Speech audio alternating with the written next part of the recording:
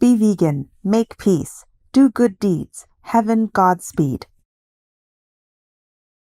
With profound humble gratitude and love to all venerated enlightened masters, we bow to the Almighty in soulful gratefulness for gifting us with their holy blessed presence.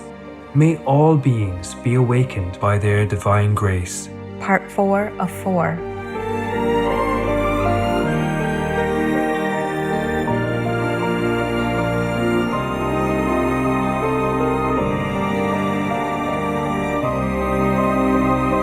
Etc.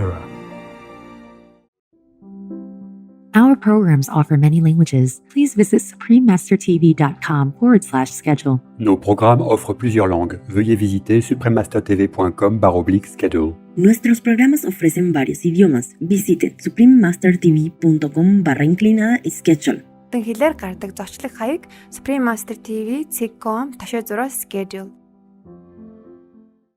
Supreme Master Ching Hai's lectures are not a complete meditation instruction. Please do not try alone. For free of charge guidance, please visit godsdirectcontact.org or contact any of our centers near you.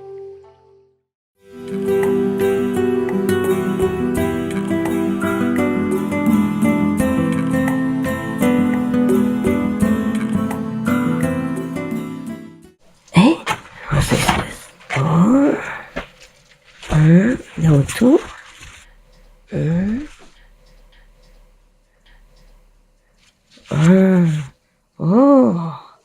Somebody give me more or something? I didn't see all this before. It's very good. That means you have a lot of story. Okay, thank you whoever does. Oh, there you go. Today we have spoken about the sixth perfection and the power of the Buddha, who can control the minds of our beings. Control but not dictate.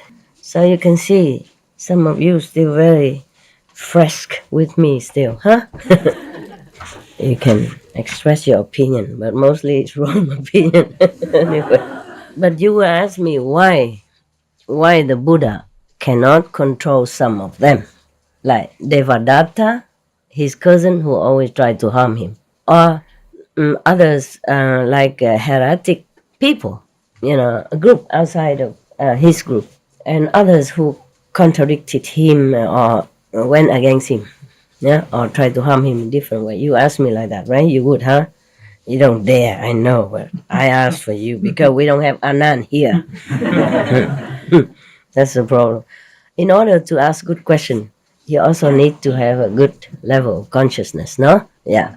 Anand, even though in the Buddhist Sutra it says that he did not get fully enlightened until after Buddha Nirvana, yeah.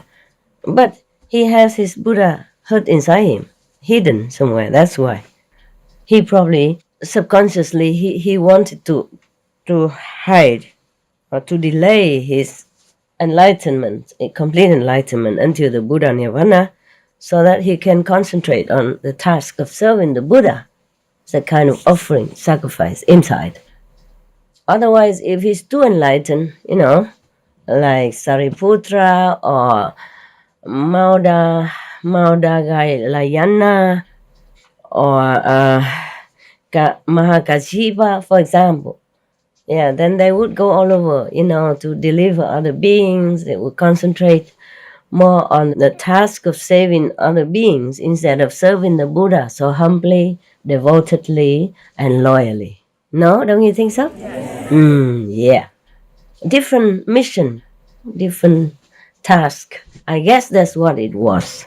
Yeah. Otherwise, how come the Buddha just entered Nirvana and the Sangha kicked him out because he's not enlightened enough?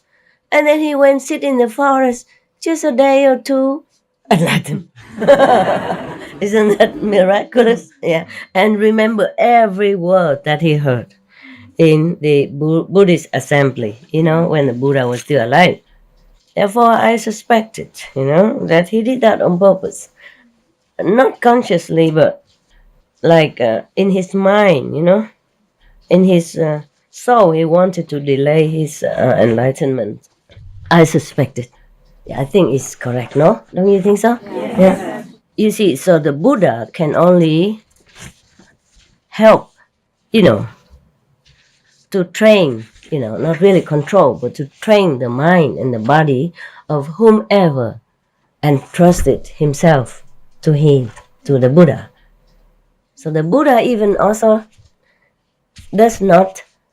did not, will not want to interfere in humans' free will. Otherwise, so much power, he could change the whole world. But it's not to do that. Human beings or other beings on the planet has to evolve, naturally. It's better that way. Number one. Number two, if the Buddha wants to save all of them, then he has to reincarnate again. Remember what I told you before? To go through a lot of suffering again, sacrifice again, to have affinity with them. Then he can deliver them. I wish the Buddha take a rest. It's too much work, too much sacrifice, so many aeons of time in order to save, just some people. This is really incredible. Incredible. Né? All these stories that I told you, this is incredible. But that is just him. I don't hear that Sariputra had to do that. And poof, like that, he just went to Nirvana. Become a Buddha and also enter Nirvana, mean freedom forever. Nirvana mean a state of desirelessness, of, never die, never leave, never come, never go, nothing happen, yeah. So Sariputra obviously had, had a relationship with Buddha before, né? According to the story we heard. But nevertheless, he never had to sacrifice so much to attain Nirvana. So a Buddha is something else, Yeah, Sariputra can attain some enlightenment and can attain Nirvana, okay. But he probably did not have the power that the Buddha has. Yeah, because the Buddha has to sacrifice a lot of millions, billion, trillions of lifetime in order to accumulate all this merit and power that goes with it. You see, Sariputra can attain Nirvana, can attain complete enlightenment, okay, but doesn't have all this compassion, doesn't have all this power to save other beings like the Buddha did. Remember, he even denied one of the person who wanted to become a monk because he's too old. Not because he's too old, but because he thought, he and a lot of the great disciples of Buddha at that time refused that man to become a monk, to let him become a monk in the assembly, because he's kind of useless. He cannot do much for the Sangha. He cannot help even 1/3 of whatever work that is required. I thought we are monk doing nothing. I thought if we became monk meaning doing nothing, no? Even at the Buddha time has to do work. You hear that? Yeah, the Buddha did not say that. And other monks did not say that. And in the Sutra did not say, okay, you become monk, but you must work. They did not even say what work. But through some of this leaking story, and this is what you say, Sutra leak, we have seen that, huh?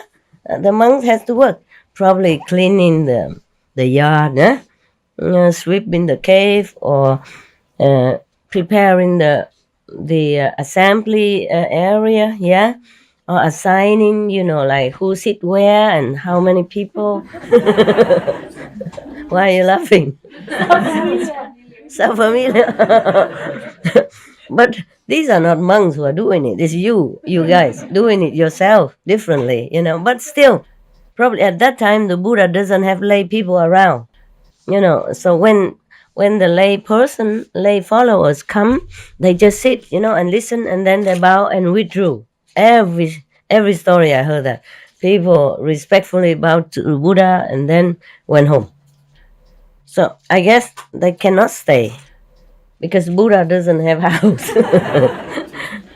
And even people they excuse me, this is for my throat, my sore throat and cough.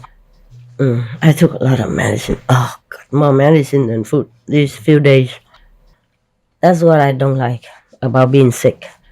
Okay, you lost your enthusiasm, lost appetite, eat very less, and take a lot of medicine, and it's sometimes ruin your body resistance. But I could sit there and heal myself, and all that will take forever, and then I won't see you.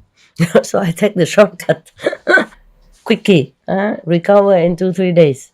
And then I can come out, happily smiling, talk to you, and then you're happy. Just 1 or 2 days I didn't come out. People make a lot of noise, trying to get attention, and all kind of trouble. Like children, What? Mom! Why you don't come out? I want this, I want that. Oh, God. These are old children, Big children. Adult children. All right.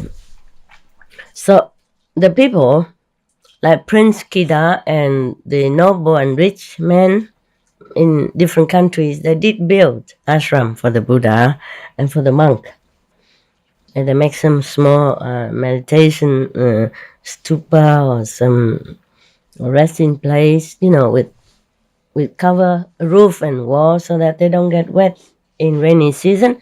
I don't get cold in summer. Yeah, they did build them.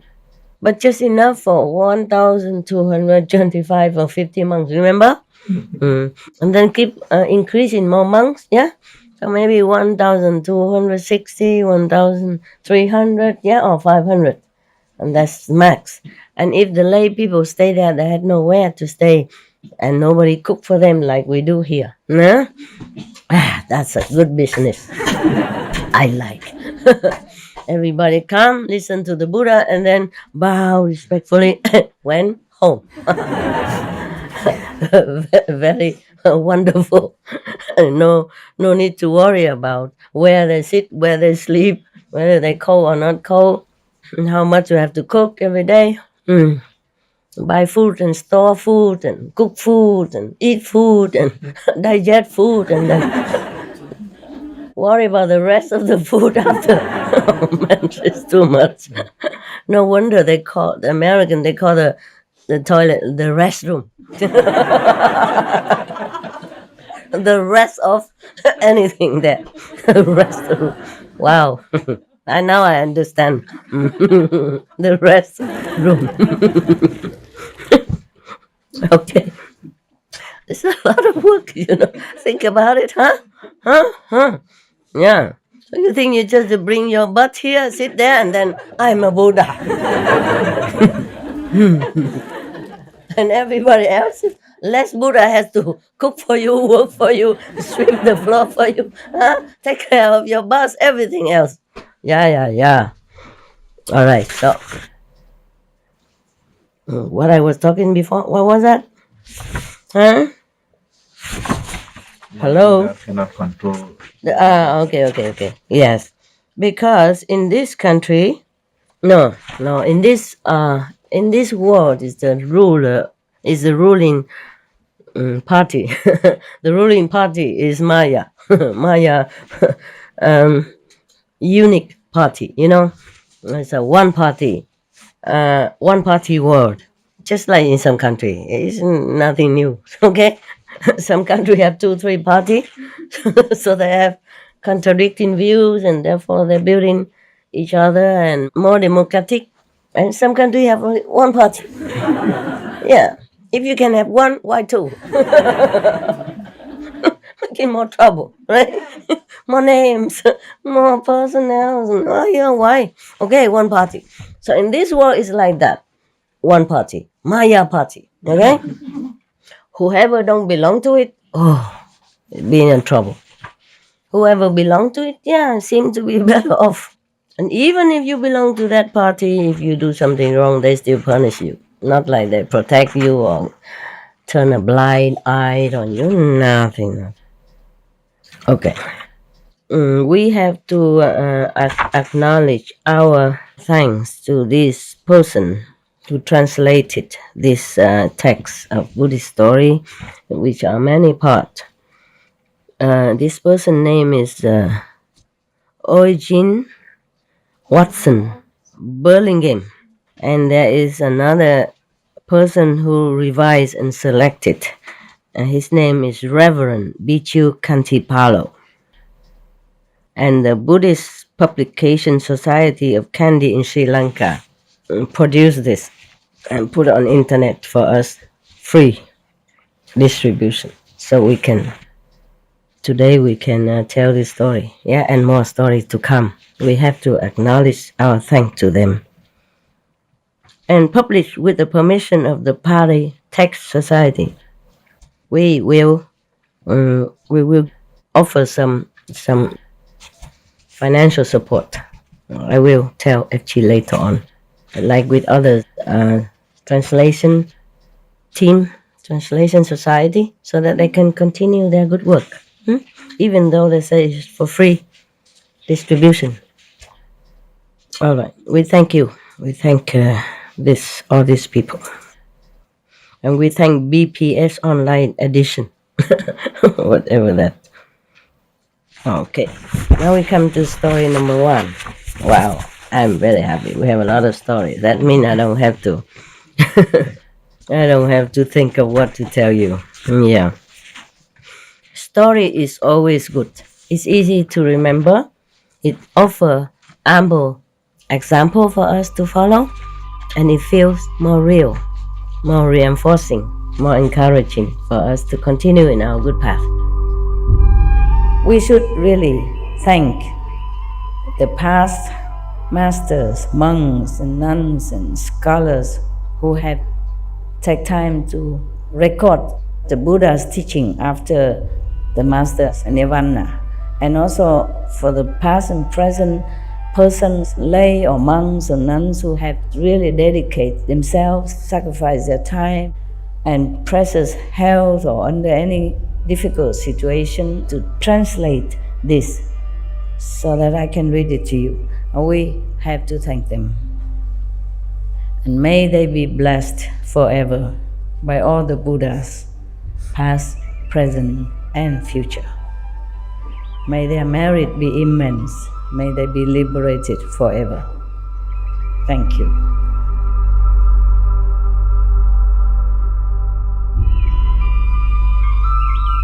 According to Buddhism and the believer and the tradition, when you read sutra and all that, you have to put on incense, flower, and bow to the sutra first and thank all the Buddhas and Bodhisattvas in 10 directions, all respectfully, before you read it, okay? And then you cover the sutra also with silk or beautiful cloth, and I just make it more popular. Yeah, more easy, simple. And I apologize to all the Buddha. I say if I done something wrong, according to the tradition, my heart is full of respect. It's just that I cannot always do that. So please, all the sin, whatever I've done wrong, is all on me. At least other people, they hear the names of the Buddha, according to the sutta, they will get benefit. Yes. Okay. This story about making good karma. This story is about Magha. By heedfulness, by mindfulness, did Magha go to the lordship of the gods? Yeah, this instruction was given by the teacher while in residence at the summer house near Vesali with reference to Shaka, king of God. Shaka is a king of 33 heavens, and he rules over 33 heavens. The gods of 33 chief gods. Yeah. Now this story in the present. Mahali's questions.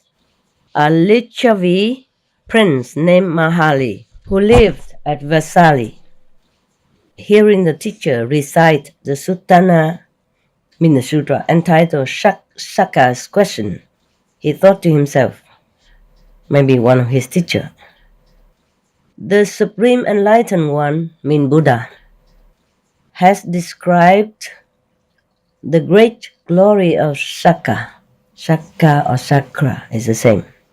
The god of 33 heaven. Has the teacher seen Chakra himself? Or has he not seen Chakra? Is the teacher acquainted with Chakra, or is he not acquainted? I will ask him. I wonder who he meant by teacher. Did he mean the Buddha himself? So we will see, huh? I just read as is, nah? Then we will see. So the Lichavi prince Mahali drew near to where the exalted one was, and having drawn near, saluted the exalted one, or the honored one, or the Buddha, or the enlightened one, is all the title of the Buddha, Shakyamuni Buddha, or most of the Buddha who has attained complete enlightenment. And then having drawn near, saluted the exalted one and sat down on one side. And having sat down on one side, the Lichavi prince Mahali spoke thus to the exalted one. Reverend sir, I wonder if exalted one mean the Buddha or not, or even not. This is not very clear, this translation. Probably for the Westerner mind, Buddha. Teacher is okay. Buddha, what? Master, no. And even Supreme Master, what? So, maybe they translate it as teacher, but maybe it's just another one. Because it doesn't say, first I have heard, So this is one of the Buddhist story. This is about making good karma. So he drew near the exalted one and said, Reverend sir, has the exalted one seen Chakra kings of gods? Yes, Mahali, I have indeed seen Chakra king of gods. So he asked again, Reverend sir, it must certainly have been a counterfeit of Chakra, a fake one. For Reverend sir, it is a difficult matter to see Chakra, the king of gods, no? So the exalted one say, Nevertheless, Mahali, I know Chakra. I know what qualities made him. I know by the cultivation of what quality Chakra attained to the state of Chakra. So he continued, Mahali, in a previous state of existence, Chakra, king of gods, was a human being. Attention. Pay attention. You may be Chakra, king of God, if you want to. How to? You can say how to be. There are so many books nowadays that tell you how to. How to do this, how to do that. We can also change this into a title, say how to be a god of all gods, God of 30 gods. Chakra is a great god, no? He lord over 33 heaven. Imagine that, huh?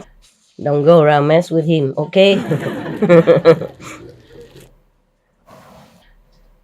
He's a very good in testing sincere practitioner. You know, right?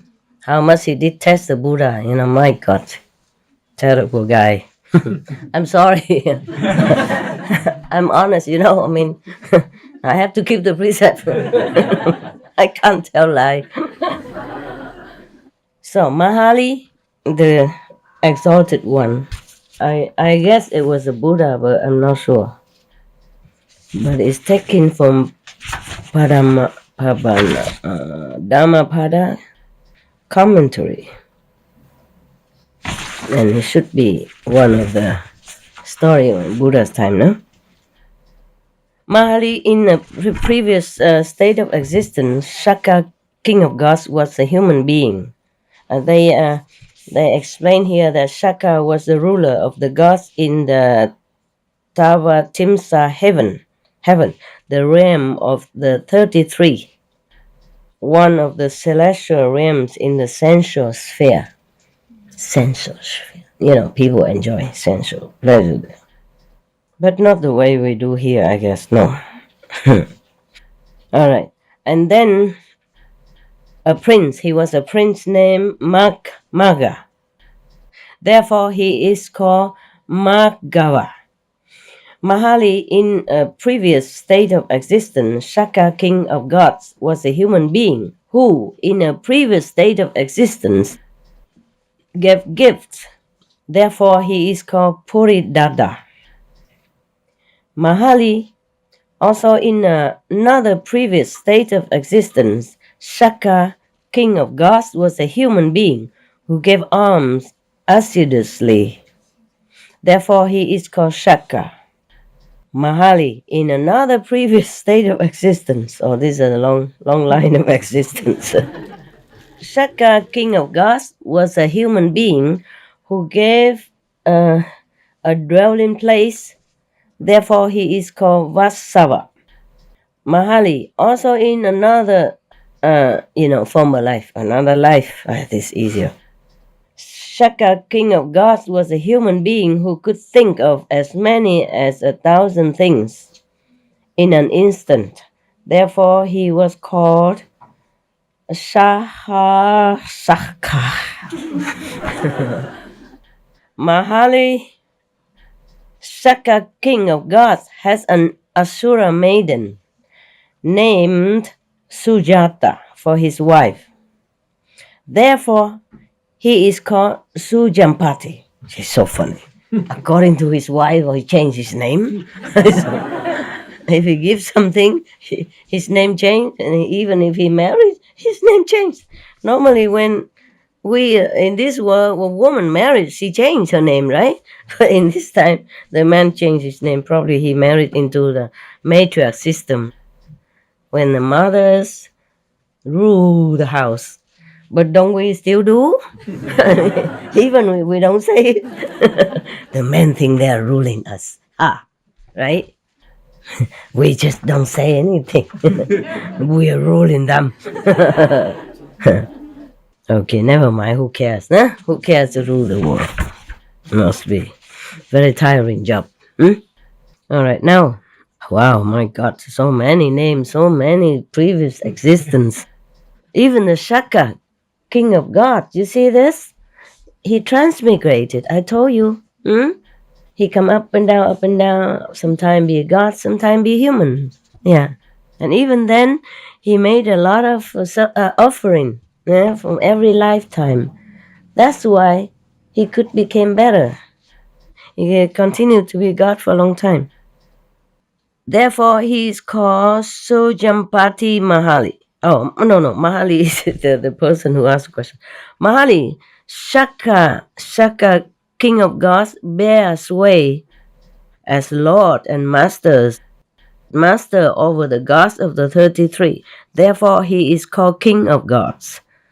Mahali, Shaka, king of gods, in a previous state of existence as a human being, took upon himself and fulfilled 7 vows. Because he took upon himself and fulfilled these 7 vows, Shaka attained to the state of Shaka.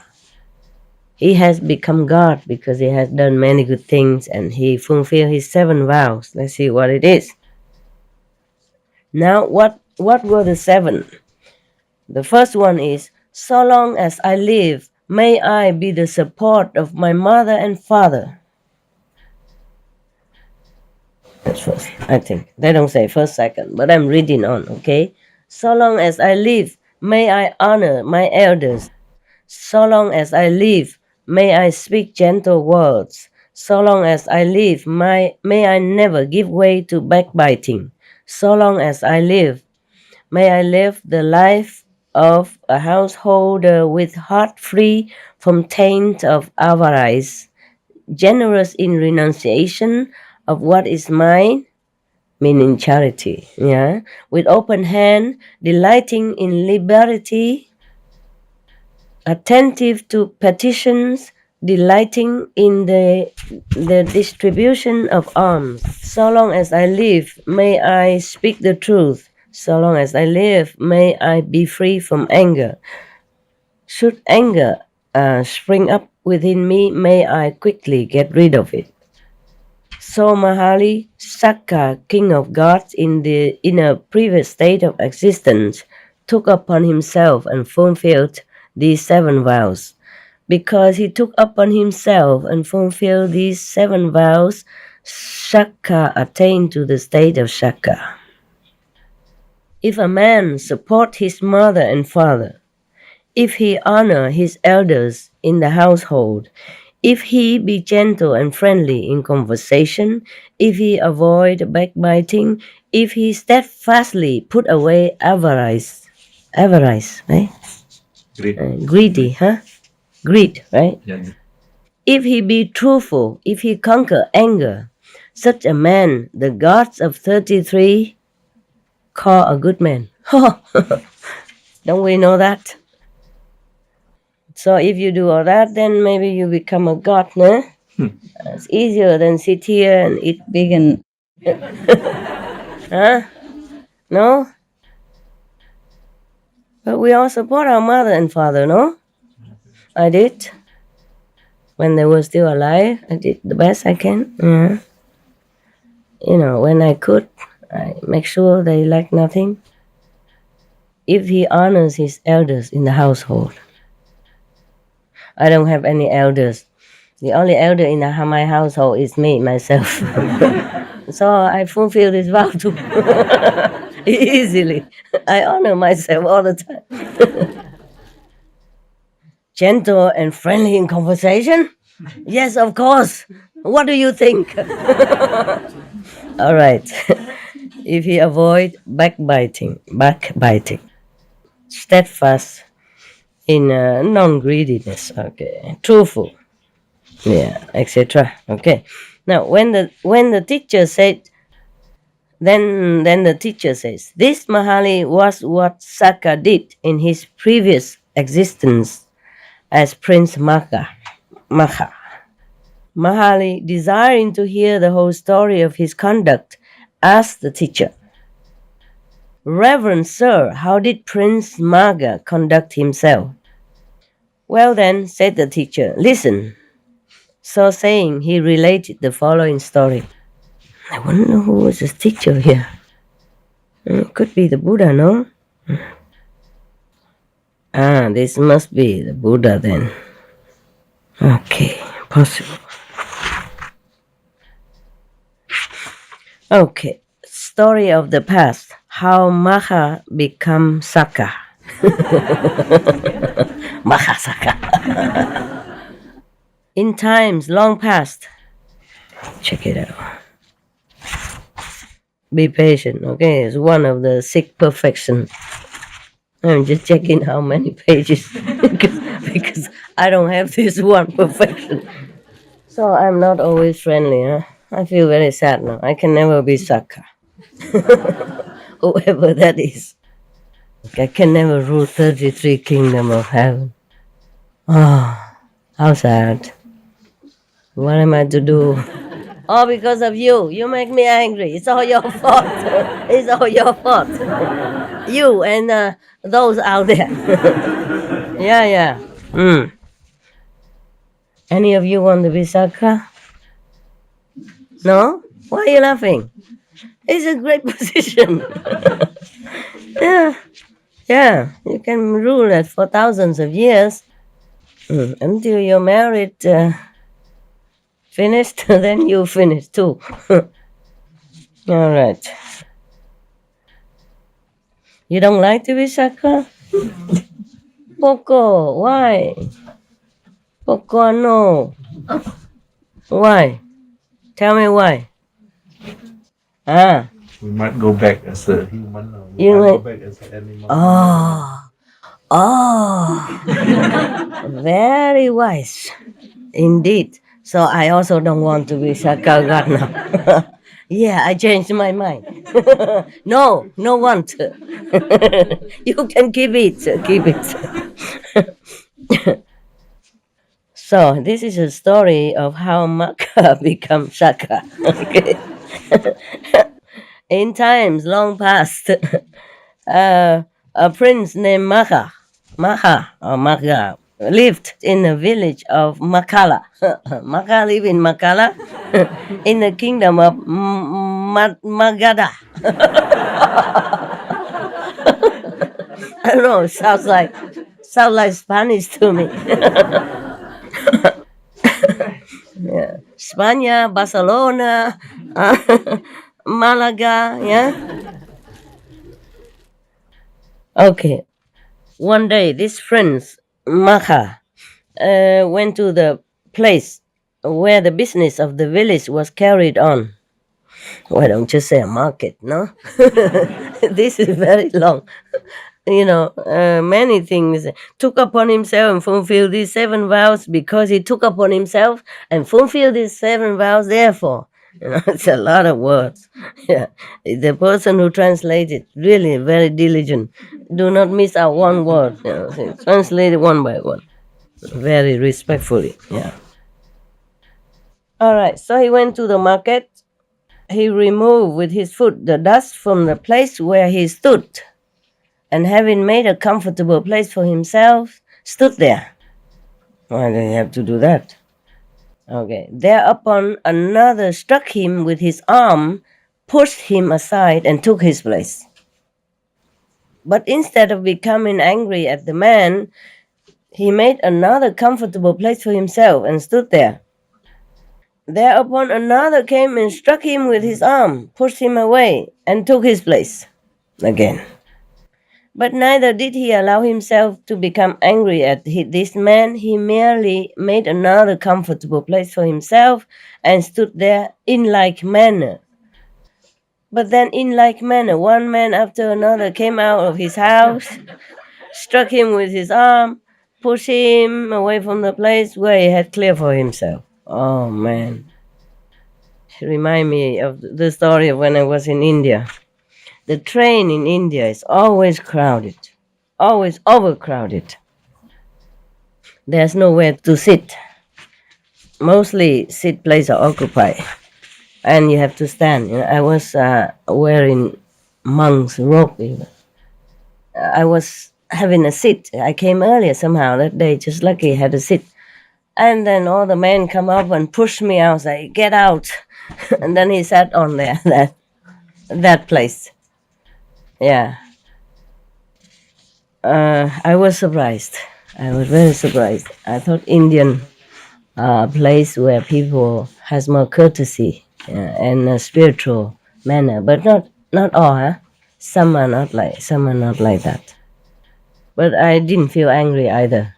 How can you feel angry or show your anger with a man with 6 foot tall looking down upon you and push you with his musculous arm and his big fist?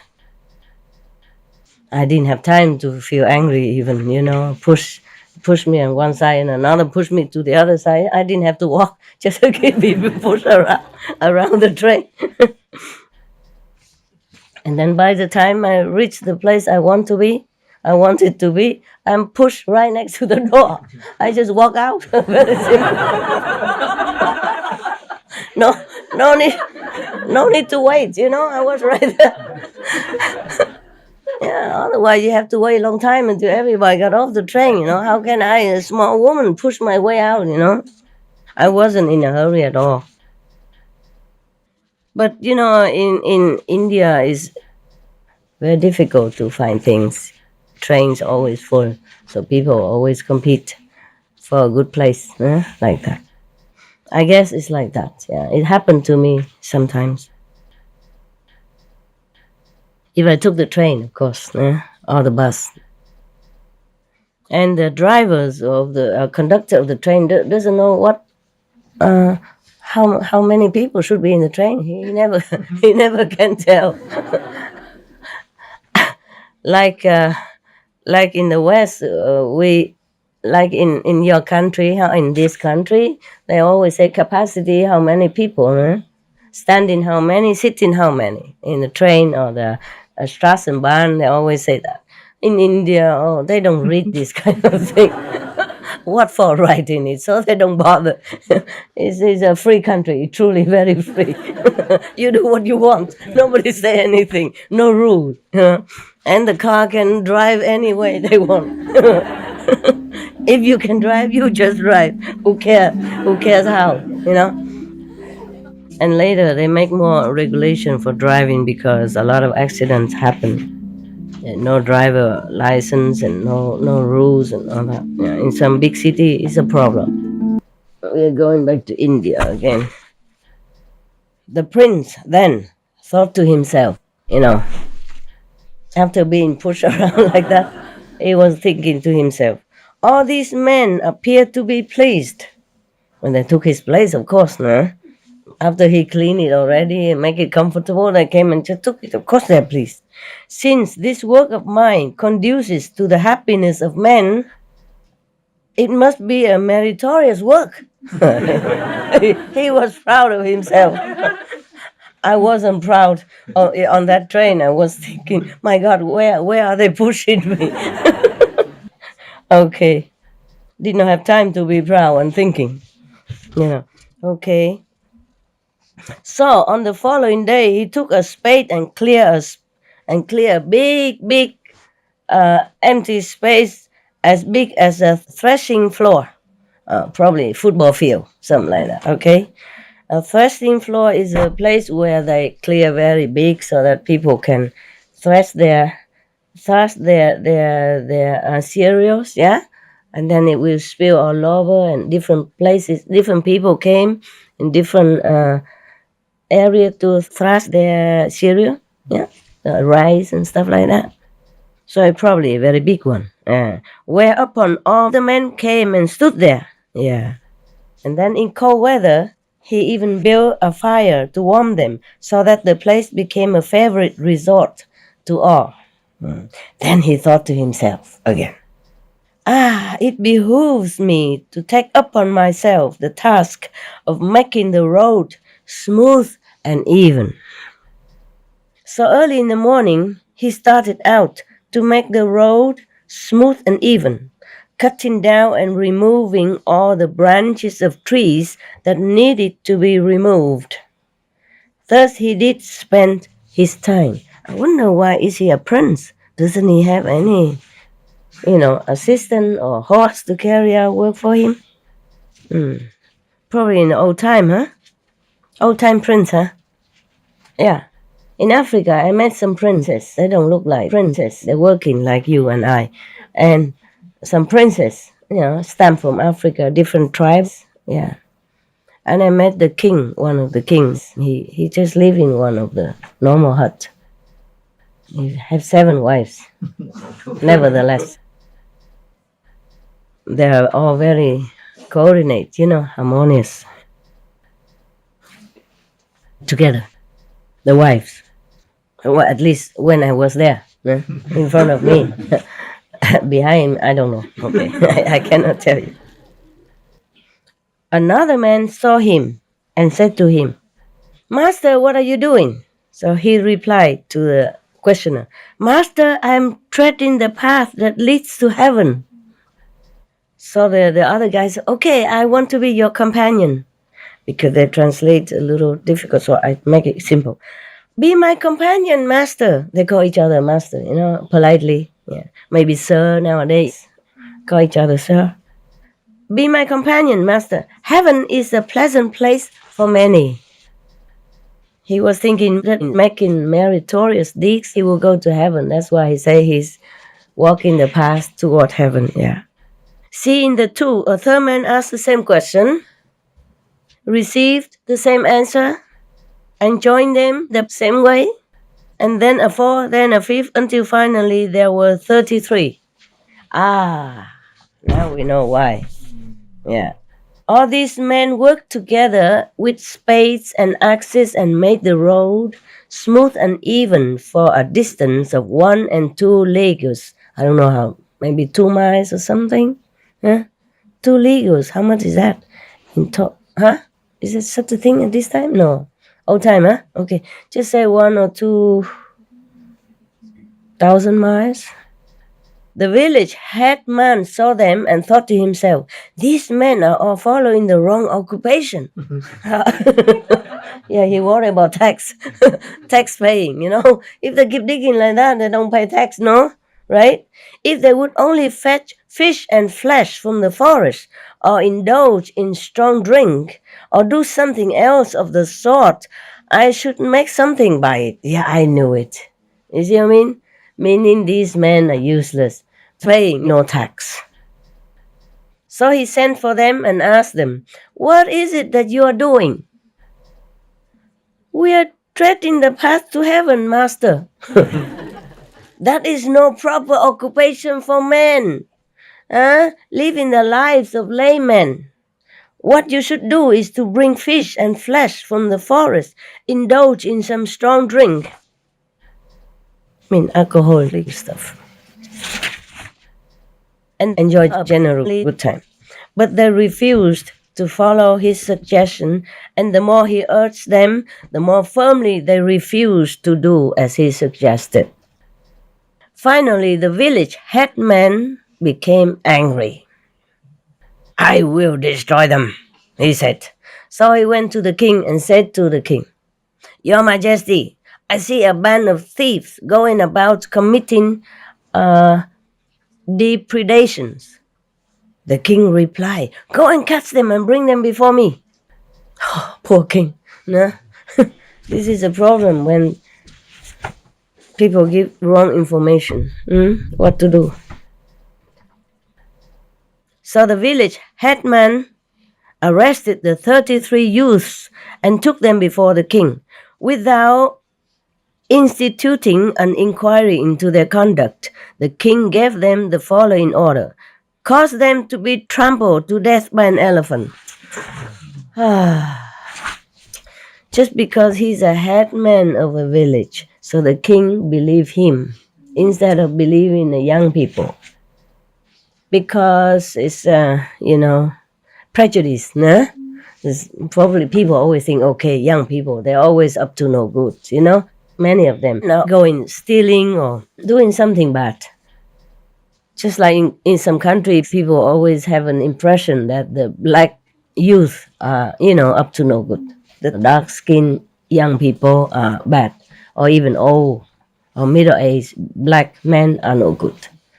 If some police report them as no good, then somebody believes that he's no good, definitely no good. And therefore, a lot of sad incidents happen because of the color, because of the age, because of prejudice of humans. Just like that. Thereupon, Magha admonished his companions as follows. Friends, we have no refuge but love. Therefore, let your hearts be tranquil. Cherish anger towards no one. Let your hearts be full of love for the king and the village headman and the elephant that tramples you under his feet. The 33 youths followed the admonition of their leader. Such was the power of their love that the elephant dare not approach them.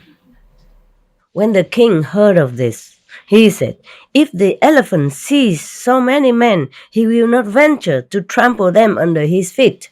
Maybe he's scared of the crowd, yeah? So have the men covered with heavy matting and then order the elephant to trample them. So they don't see many men, so maybe he dares to do it. So the village headman had the men covered with heavy matting and drove the elephant forward to trample them. But when the elephant was yet a long way off, he turned around and went back again. When the king heard that what had happened, he thought to himself, there must be some reason for this. So he caused the 33 youths to be brought before him and asked them, Friends, is there anything which you have failed to receive at my hands? They replied, Your Majesty, what do you mean? The king said, I am informed that you are a band of thieves and that you rove around the forest committing depredations. So, Your Majesty, who said that? Friends, the village headman so informed me. Your Majesty, it is not true that we are thieves. The fact is, we are clearing a path to heaven for ourselves, and we do this and that. The village headman tried to persuade us to adopt an evil mode of life, and when we refused to follow his suggestions, he became angry at us and determined to destroy us. Yeah, it's not easy to do good things in this world, huh? It's not all that. Everybody praises goodness and holiness and wholesomeness and even charity work, but it's not always easy to do. Even in our group, sometimes it happens. It's very funny, more funny sometimes. Sometimes it's very sad, but sometimes it's very funny. Yeah, because people hear this and that, and they don't prove the truth. They don't prove it. Yeah, and they don't check they don't fact check, and they just believe it. And that's a problem. And it's so funny, It's American newspaper. They even say Clinton is a son of one of the nurses, and that is a different father and all that kind of stuff. They just speculate. It's so funny. That was probably during the voting time, And they say Obama didn't have a birth certificate even. Remember? That he's probably smuggled through the border of Mexico. Who knows? Everybody was making a lot of noise, asking him, if you're innocent, prove it. Give us this long version, short version, whatever, middle version of your birth certificate. And then they insisted until they had it. Oh, man. Because he's black, also, huh? Yeah, but I'm not black. Also in trouble. I'm yellow. That's another problem. And even it happened inside our group. It's this very funny thing. Now it's funny, but at that time, I didn't know what to say, And at that time, just recently, you had a retreat in SMC, yeah? Before we moved here. Yeah. I didn't even have, I just went there. I didn't expect anybody to cook for me or anything. I probably think of cooking for myself, like all this time. Before July this year, I was always cooking for myself, simple stuff. And then, but one Vietnamese, she says she saw me so skinny and walking with sticks that she has to feed me. So she cooks. And then she had to go soon. And so I didn't know. They tried to arrange somebody else to cook for me somehow. Yeah, I didn't tell anything. I didn't even know she was going. Excuse me, I'm so excited. I feel very hard now with all this story. It's too hard to laughing too much. Too excited, thinking of the story made by air. Yeah, people can live by air, breatharians, or maybe also humanitarian, humor breatharian, humanitarians, like make air, make story from air, make story from nothing. Yeah, it's cool. I want to tell you the present story, the new story, and in August, sometime in August, or the end of August, almost before we came here, the sister who cooked for me everyday Vietnamese, and she's going, so they arranged for somebody to come. Well, I don't know. They say somebody will come from America. I say, what's her name? They say Nguyen, Vietnamese. And the sister say, Master, every Vietnamese named Nguyen. I say, who is that? She say, we don't know. We just say Nguyen. So she say, Master, everybody in Vietnam is Nguyen, just like every Korean is Kim. Even vegetable they eat is kimchi. So we were laughing so much. I want to tell you the present story, new story. And in August, sometime in August or the end of August, almost before we came here, the sister who cook for me every day Vietnamese. And she's going, so they arrange for somebody to come. Well, I don't know. They say somebody will come from America. I say, what's her name? They say Nguyen, Vietnamese. And the sister say, Master, every Vietnamese named Nguyen. I say, who is that? She say, we don't know. We just say Nguyen. So she say, Master, everybody in Vietnam is Nguyen, just like every Korean is Kim. Even vegetable they eat is kimchi. So we were laughing so much. And then I said to my assistant, this sister, she's going back to Germany because she has children. She wanted to say, I said, no. You have children, you have responsibility, you have to go home. She said, oh, they're all big already, they can cook themselves. I said, yes, but they need you. Yeah, they need you to guide them until they die. Actually, it's like that. Even after they have children themselves, they still need you to babysit, to run back when they argue with the husband or wife. Yeah, to help them shopping, anything. They always need you until they die or until you die.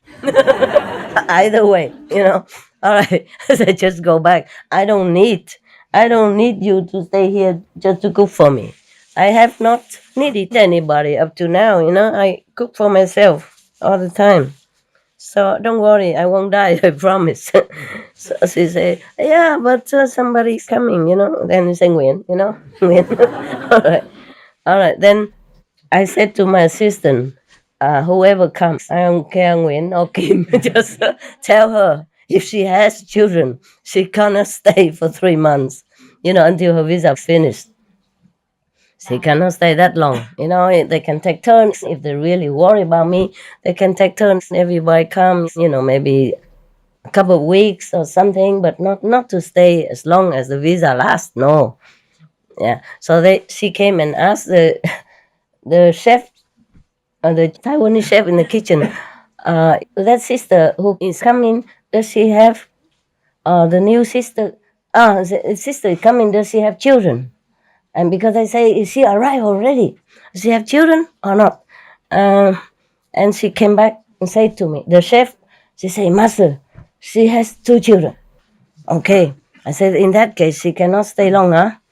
And then later, I go and ask her what's her name. Full name, not Nguyen. Nguyen is, because then probably I know her, Not very many Nguyen, is it? Yeah, but there are a couple of Nguyens who cooked for me before when I was in America. So I want to ask her, maybe I knew her or not. And she came and asked, she said, no, it's not a Nguyen, it's a Juan. I said, we don't have Juan in Vietnam. Oh, you mean Huân? She said, yeah, something like that. I said, and she has 2 children, Master. Say what? Okay, then cannot stay. And then later she come back and tell me, oh, Master, she has no children. She say, completely free. She's free. She's not married. She's completely free. She can stay as long as she wants. Oh my God, just a few meters apart. And the 2-leg newspaper brought me the wrong news like that. Imagine. Because I already said, then she cannot stay. Maybe somebody else is better. And so she protests vehemently. No, I'm completely free. And then we know it is wrong. I said, but why did you tell me she has 2 children? Where did 2 children come from? Oh, sorry, Master. It's a Chinese chef who told me. You see what I mean? I heard from this, and then I heard from that, then I heard from that. Probably mixed up with the sister, Her sister has 2 children. But she doesn't have any children. She's not married. Oh, man, I'm telling you. Yeah, suddenly she's given 2 children for free. Instant family, just like that. All right. So we come back to the village, okay, of the king Magha. Okay.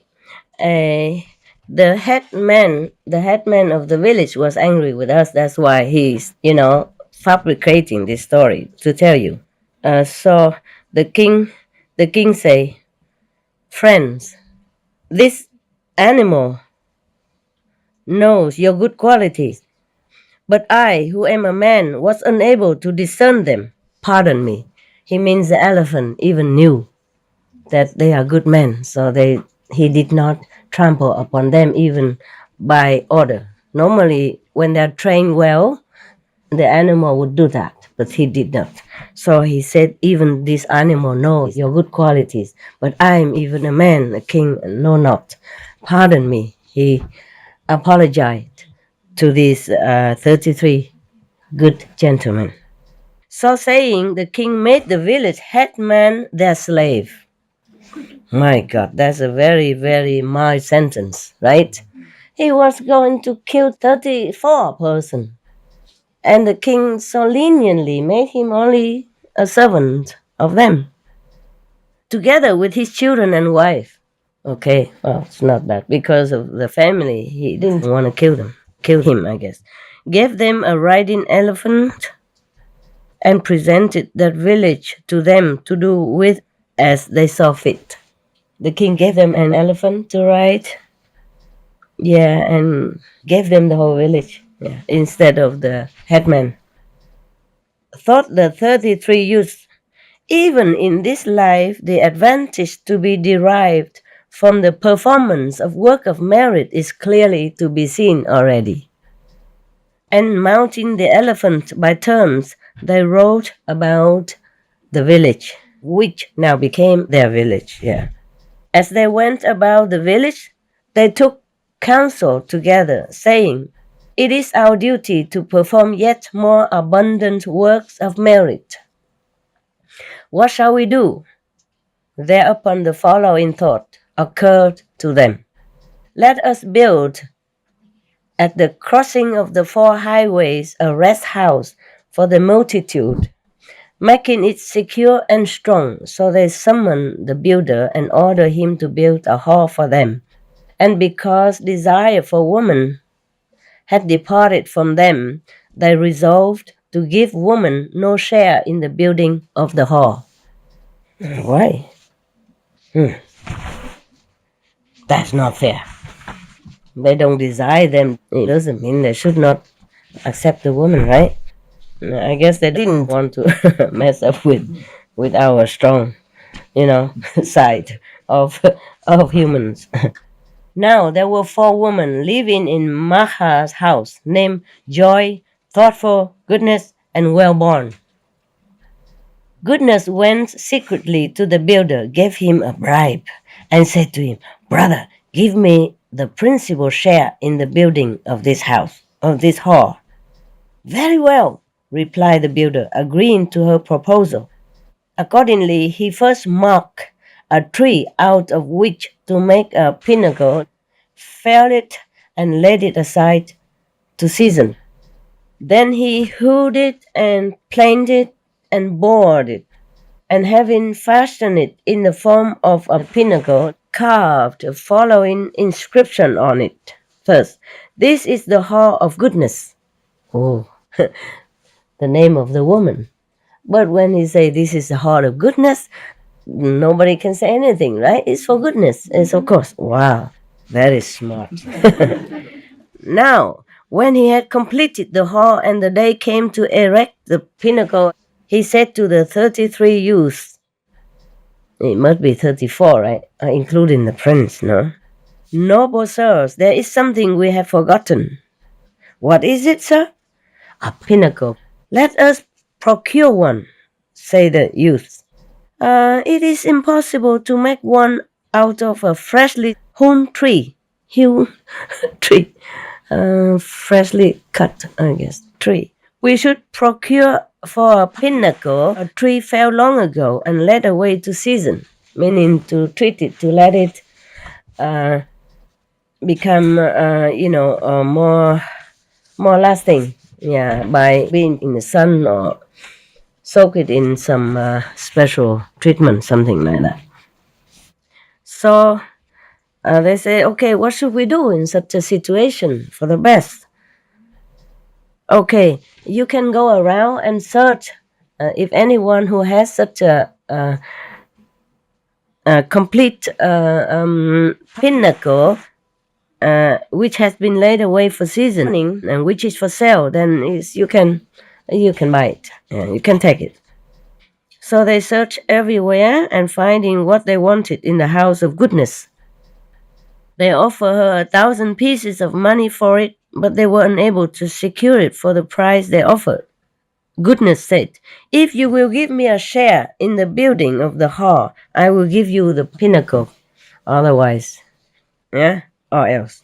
But they replied, "We have resolved to give woman no share in the building of this hall." Thereupon the builder said to them, "Noble sirs, what are you doing? With the exception of the world of Brahma, there is no place from which women are excluded, especially this world, right? So take the pinnacle, right? Pinnacle. Take the pinnacle. Sorry, I'm thinking of pineapple. It's so near, pinnacle. Yeah. And complete the hall. And they divided the hall into 3 parts, reserving, so very well, they accepted. They divided into 3 parts, reserving 1 chamber for kings, another for the poor, and another for the sick. Then the 33 youths built 33 seats, and having so done, gave the following orders to the elephant. I'm looking for the end of the story. It seems like a long story. I didn't see it was that long. Okay. All right. Do you guys need a rest or something? No. Okay. It's a long story. I tell you the rest tomorrow, okay? Yeah. I don't feel very well, okay? Yeah. I feel I could just why force it too much, yeah? I need to go home, take more medicine, and drink something, and take a rest, and then see you soon, okay? Tomorrow. Yeah. Today you have more bonus than usual.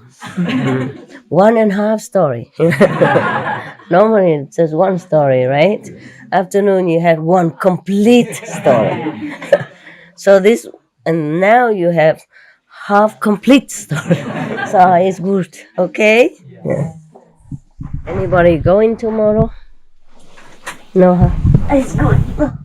I thought I could stay young and sexy forever, but it's not. Losing energy too much and losing too much cells too quickly doesn't help to keep young. Okay. Ciao, huh? See you tomorrow. I love you. Maybe I just sit with you for 5 minutes, okay? You meditate, huh? Turn off light, turn off everything. Hello. Oh, it smells so nice. I did not sleep the whole night, okay? So if I fall asleep here, then you know. So that you can tell me that I didn't tell you. I told you, huh? Yeah. So how is your siesta?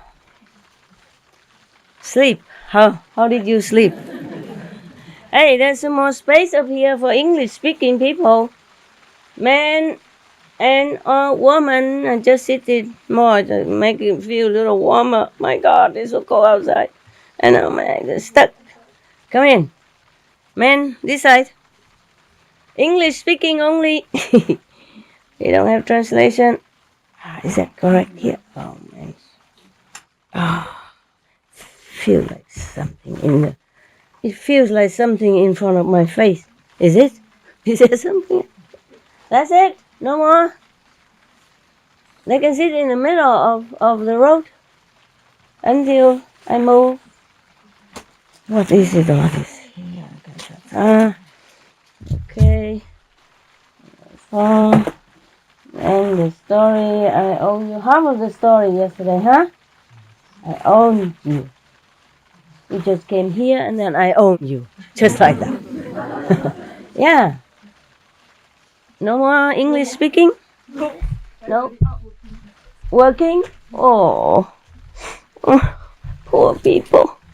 Have to work in such a weather. Under the roof. With the fire around them. Wow. How nice. And we have to sit here without anything. Yeah. Okay. Yeah, this is a fake fur, okay? Please. I'm so scared. Everybody look at me criticizing all kind of things and thinking all kind of nonsense. Fake fur. Fake. Man-made. Human-made. All right then. Okay, that's good. That's good. Are you all right then? Yes. That's it? No more English speaking coming? Oh, need translation? Yes. Man, I keep telling you to learn English. Then you can sit right in the front. See that? Now we have all empty space here. Also many not home yet, huh? And many have to work on the camera and audio and equipment and earphone and nose phone and eyes phone, everything. Busy. And I have been busy all the time up to now. Lucky we have enough space inside, huh? Oh, I'm so happy. Because my cave is now dry. I mean, my cave is dry, but the front porch for the dog was flooded. Because they didn't connect the roof and the wall very well. You know, the sun roof, just a piece of transparent plastic, but they didn't connect well. They didn't put cement, so all the water was leaking in the middle between the cave and the sun porch. And my dog's hut was also leaking. So we've done all that now. Yeah. I'm very happy. Such an easy thing. They didn't help me to do all this year. They should have, because some people were always here. Men, women, old, young, monks, lay people. Maybe the monk just laying around. That's why. So they both are lay people. Oh my God. And every time I came back and they wrote me a note. Even. Many years I haven't stayed here. But at least since the last retreat, huh? Right? When was the last retreat? 2 years ago? Yes. Okay. Since then, I haven't been here. But before that, it must have been leaking too because my organizing boxes are moldy inside, Oh, God. Inside and then outside. But they affect each other, Yeah. It's very simple. And then they wrote me a note saying, "Dear Master, whenever it rains, the whole place here is flooded. So I have to move all this thing inside your cave to keep them dry. If they know it's leaking, all they do is just fix it, right? Yes. Otherwise, always moving in, out, yeah? Rainy weather, not rainy weather, rainy, not, rain, not. Love me, not. Ay.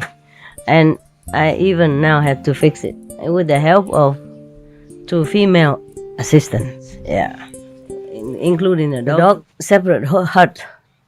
The front porch is for dogs also, but the big dog has a separate hut because he likes to be outdoors. Only whenever it's so cold, I have to really drag him in and threaten him. You go in now or not, else, whatever. No more bones, no more snacks, nothing. Come now, and then he and I struggle for supremacy, He thinks I'm small, easy to handle, but I drag him in. And then I close the door from inside, then he couldn't get out. But he liked to be outside. Very conscientious of his, very conscious of his duty as a guard dog. Even when it rains, when he hears something, he jump out and it's all wet through, and then it's I who had to work again, clean him, dry him. And then he went always looking in the bush, Lucky we don't have many bushes. And then come back like a flower, These are prickly thorns, very little ones, but they stick everywhere. The whole body is ... Truly, thick. And I have to work again. He got me, but I am working like like his secretary. Oh, picking everything out. My God. Yeah. Talking about unconditional love. Yeah. People say dogs teach you unconditional love, correct? Yeah, they teach you how to love unconditionally and work unconditionally. Yeah. He eats my food, he sleeps on my bed whenever he likes. He just jump up and say, hey, it's mine. It's too late. Paw all over. Muddy paw prints it on my seat. And then I say, okay, then stay in bed. I go to the phone, I stay at the porch, and I stay on one of the little sofas. It's not really a sofa, it's those organized in boxes, wooden, flat. And if you put like 2 rows, 6 of them or 8 of them, and then you put a mattress on, then it's a sofa, and inside I put things. Yeah? Otherwise I have no room. So I sat on that. And later he was fed up with my bed somehow. He came pacing up and down, up and down. I said, what do you want? And he looked at my couch. And then he was waiting, and then when I came in, picking something up on my couch, and then his paw again everywhere. Then I have to clean my bed, wipe it or change it. Yeah. Unconditional love indeed. Yeah. He just got a house with no need to guard at all, but he makes himself the guardian of the place. Before he came, I went away, locked the house, no problem. But now he feels like he's guarding it. And then I have to do the rest of the work. A lot of work. All he has to do is just walk in all around, and then I had to do a lot of work. Wiping. I cannot keep calling the assistants because sometimes it's late at night, I let them sleep. Or even in the day, I cannot keep calling them, so I do it myself. But I'm so happy today because both places are fixed. It's so simple. Just span a canvas on top of the whole thing. And then there's no more leaking. See what I mean? The rain just comes down. Even there's a gap between, but it doesn't come in. Yeah, so simple. Same with the dog's roof. The dog's hut. Simple. 10 minutes, done. And they haven't done this all these years. So many brains make light work. But over here, it's make heavy work. As they say, if you want to do something, well, you have to do it yourself, right? But just a leaking roof, my God. It's not like something very difficult. And we are spanning canvas and plastic roof everywhere, so they should know it. At least to protect it until I come back. And if I like it or not, I can always say, hey, it's not good, I don't like it. No. It kept leaking all the time, all this time, all my clothes. I came back, had to wash everything and wipe everything. So moldy inside. Well, you know it because you have children at home, right? Nothing new, right? Huh? Is it familiar to you? No wonder you just keep quiet. You did not even smile, not even pull your face, no surprise, nothing. Just blank. And inside thinking, what's the big deal? We knew all this. How come Master just discover now? She could have asked us and we would have told her long ago. I'm telling you, everybody came in. A lot of people came into my life, into my ashram, into my surroundings, just to be the general or major, like in the army, then dictating everybody else what to do. Or even sometimes dictate me because of habit, dictating everybody already, and when nobody else around, they dictate to me. Oh, thank you so much. Ay, I'm telling you. So where were we before? Can anybody remember? No? You pray to Anand, maybe you could remember something? All right. I think we were at the 33 division, huh? And the pinnacle from the girl named Goodness. Yeah, she's so smart. Okay, so now they divided the hall into 3 parts anyway. One chamber for the kings, another for the poor, and another for the sick. Yeah, all right. So they treat the kings, the poor, and the sick the same. Not in the same place, but divided, having equal provision of the lodging there. Then the 33 youths built 33 seats. Oh, just one more. Oh, God, I forgot. I have to tell. One moment, okay? I told already, but I forgot to tell him to pick the dogs because it's all over his body. Like a blooming flower in springtime, all over his body. I thought he's not a white dog. He is like a, one with the spots. What's the name of that? Forgot. Dalmatian. Oh, God. Then the 33 youths built 33 seats, and having so done, gave the following orders to the elephant. Oh, they're giving orders to the elephant. If a visitor comes and sits down in a seat, take him and lodge him in the house of whoever builds and owns that seat. It then becomes the duty of the owner of that seat to see that his guests' feet and back are rubbed. Oh, wow. Oh, I like to go there. Massage. Yeah. To provide him with food, both hard and soft, and with lodging, to perform for him, in fact, all the duties of hospitality. Wow. Wow, nobody treats me thus. I'm going to complain very soon.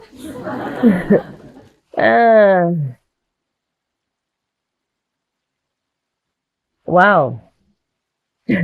How can they make the orders like this to the elephant? And the elephant, probably will carry it out. Wow. Do you have an elephant like that at home? No. All right. Oh, I guess it's just a long time ago, elephant. They still drank clear and pure water from the stream or from the lake. It's not contaminated water like now, and they're not dosing them with a lot of antibiotics or whatever. Yeah, and I didn't even try to feed him with GMO food and make him all confused. No? So the elephant probably understood everything that we say. Or they can communicate with the elephant at that time, telepathically or something, or train him day in, day out. Accordingly, whenever a visitor came, the elephant would take him to the elephant. Only one elephant there. The elephant that the king gave to them. Remember? Yeah. So the elephant would take him and conduct him to the house of the owner of the seat in which he had sat, and the owner of the seat would on that day perform for him all the duties of hospitality. Wow. Owner of the seat. Yeah. So the 33 youths are taking turn, whenever it came to them, they went and massage the customer, the guest. Magha planted an ebony tree. I have kind of idea, but I haven't seen one, or maybe I've seen one, but I didn't know that was ebony in English. Ebony or ebony? Ebony tree near the hall, and built a stone seat at the foot of the ebony tree. All those who enter the hall looked at the pinnacle, read the inscription, and said, "This is the hall of goodness." Oh, her name we mentioned again and again and again. The names of the 33 youths did not appear. Joy thought to herself, the youths who built this hall resolved to deprive us of a share in the building thereof. But goodness, by her own cleverness, obtained a share. I also ought to do something. But what can I do? Joy, one of the girls, thinking to herself thus. Thereupon the following thought occurred to her. Those who come to the hall should be provided with water for drinking and water for bathing. I will have a place dug for a pool, swimming pool. Accordingly, Joy caused a bathing pool to be built. Thought to herself, the third girl, goodness has given a pinnacle and Joy has caused a bathing pool to be built. Now, what am I to do? Thereupon, the following thought occurred to her. After those who came to the hall have drunk water and bathed, they should be decked with garlands, and when they are ready to depart. I will cause a flower garden to be let out. To pluck the flower, make the garlands to put on the neck of the people. Thoughtful caused a beautiful flower garden to be let out. So many and so various were the flowers that grew therein, that it was impossible for anyone to say, such and such a flower-bearing or fruit-bearing tree does not grow in this garden. Means she has everything collected in that garden. All the plants and flowers, rare, precious, she collected them all and put them there, planted them there. Now, Well-born, the fourth girl, thought to herself, I am the daughter of the brother of the mother of Magha, and likewise the wife of Magha. The daughter of the brother of the mother of Magha, and likewise the wife of Magha. Cousin, right? So they probably marry a cousin in those days. The merit of the work he has wrought accrues to me only, and the merit of the work I have wrought. Sound like rotten. No, wrought. Like wrought iron. I have wrought accrues to him only. She's not the wife of him yet, but she was thinking she might be the wife of him. Accordingly, she did nothing but spend her time adorning herself, making herself beautiful. Man, dreaming, huh? A lot of people are like that, Don't want to sit, don't want to meditate, don't even keep the precepts, don't want to eat vegan, but want to be a Buddha. So if you think this girl, what's a crazy dreamer? Maybe she's not that crazy. Thus did Magha minister to his mother and father, honor his elders in the household. Yes, but okay, never mind. Speak the truth, avoid harsh words, avoid backbiting, put away avarice, I guess hatred stuff, and not become angry. Even thus did he fulfill the 7 precepts, as it is stated. If a man support his mother and father, if he honor his elders in the household, if he be gentle and friendly in conversation, if he avoid backbiting, if he steadfastly put away avarice, if he be truthful, if he conquer anger, such a man the gods of the 33 call a good man. Why? Does it need 33 gods or the Shaka god to call him a good man? We can also call him good man, right? Can we? Yeah. So simple. always drag the God into it. We humans can take care of this small things. Actually, not really, huh? Not really. It's true that sometimes the gods and the animals recognize goodness in some humans, but the humans themselves do not. So now, having attained so praiseworthy, like the 33 men that were doing a good job leveling the road so that everybody walks safely and the cars can drive smoothly. But somebody planning, and even almost succeeded in killing them, murdering them in such a terrible way.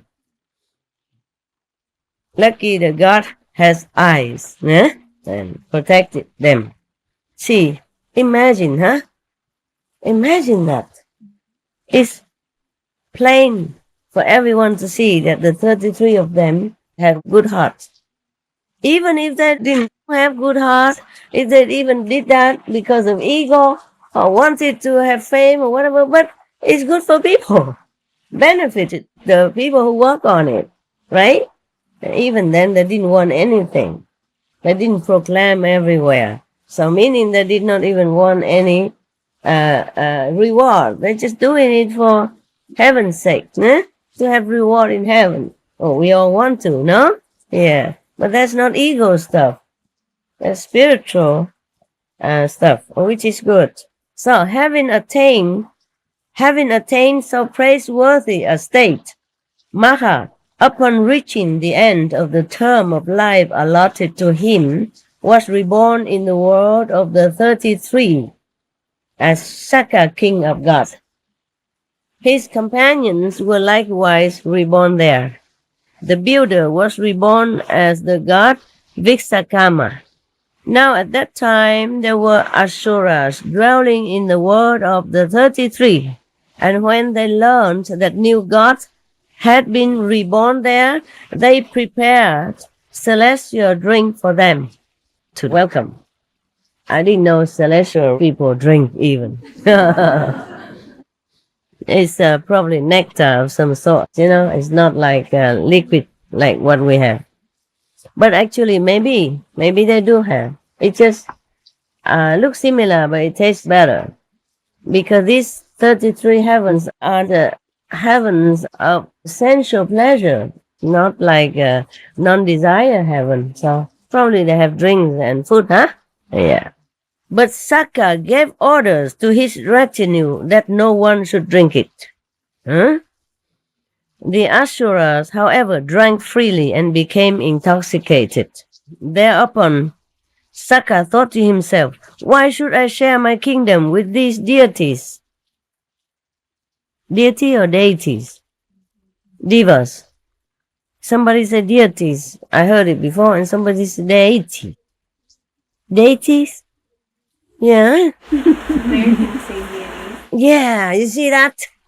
Always make trouble for me. And I'm sure we understand either. All right, good. Yeah, paradise. But it makes me unsure sometimes, especially when it's the word I don't often use. I became,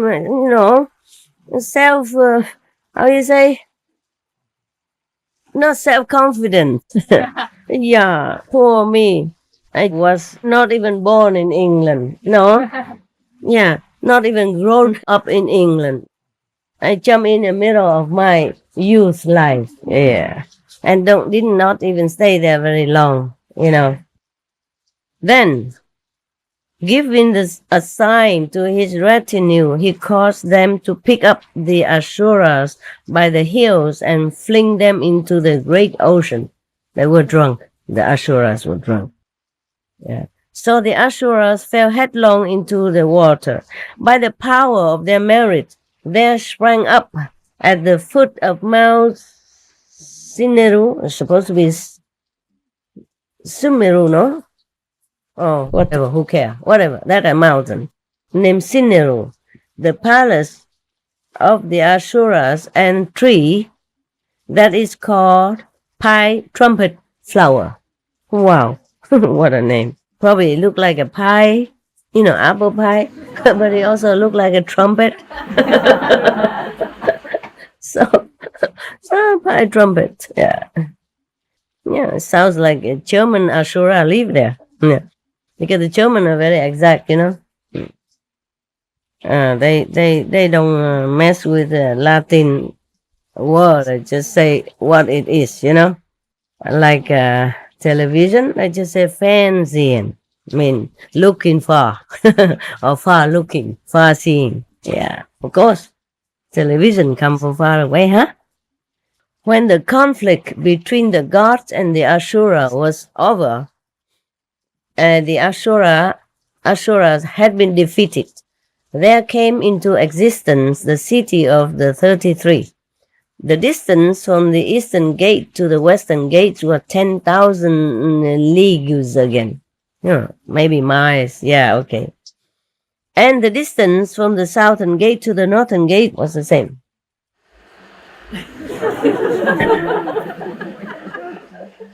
Now this city, or at least, my voice is smooth, like sing song, lullaby. Yeah, so I saw some people enjoying. Good. Either in samadhi or or in samagon.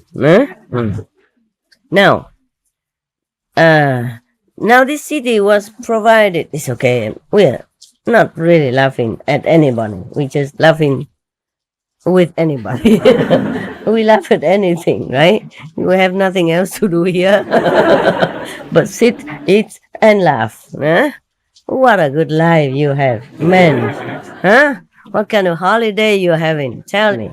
Huh? Where, tell me where you can have a holiday with millions of stars and comedian free of charge, and, entertain you every day. Huh? And then, first class cook, Yeah. Sure. And then relax, Yeah, nobody hexing you around. Hexing?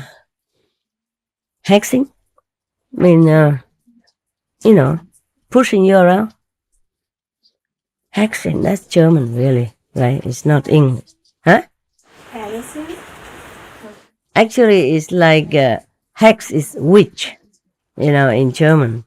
Hexing around, like harassing, but it's worse than harassing.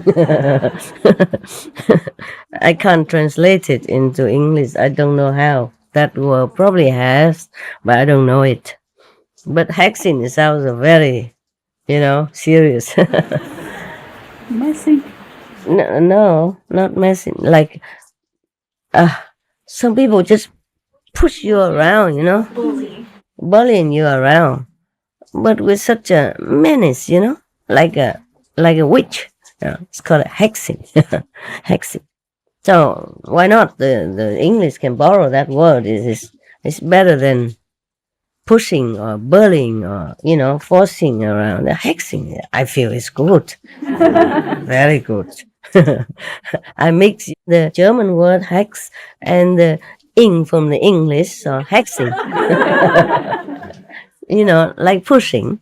Yeah. I cut the ing out and put it into the hex, and it become hexing. Wow, there's a new word for the Oxford Dictionary. They should write my name on it. Attached to the word. Okay, now. Whoa. Where are we? I didn't sleep the whole night. I'm working the whole day. So I feel, a little toy on my system. But I'm okay, huh? If I'm not, then you know right away, okay? Then I just join your club. Then we become one, Master and disciple, huh? Become one, like master, like disciple. Enjoying life here. Yeah. This city was provided with 1,000 gates and was adorned with gardens and pools. And in the midst thereof, as the fruit of the building of the hall, there arose a palace called the Palace of Victory. a palace, a victory.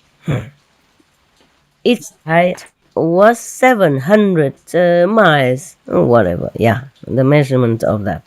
And it was decked with banners 300 miles long. On staffs of gold were banners of jewels, and on staffs of jewels were banners of gold. Wow, there's a lot of gold and jewels.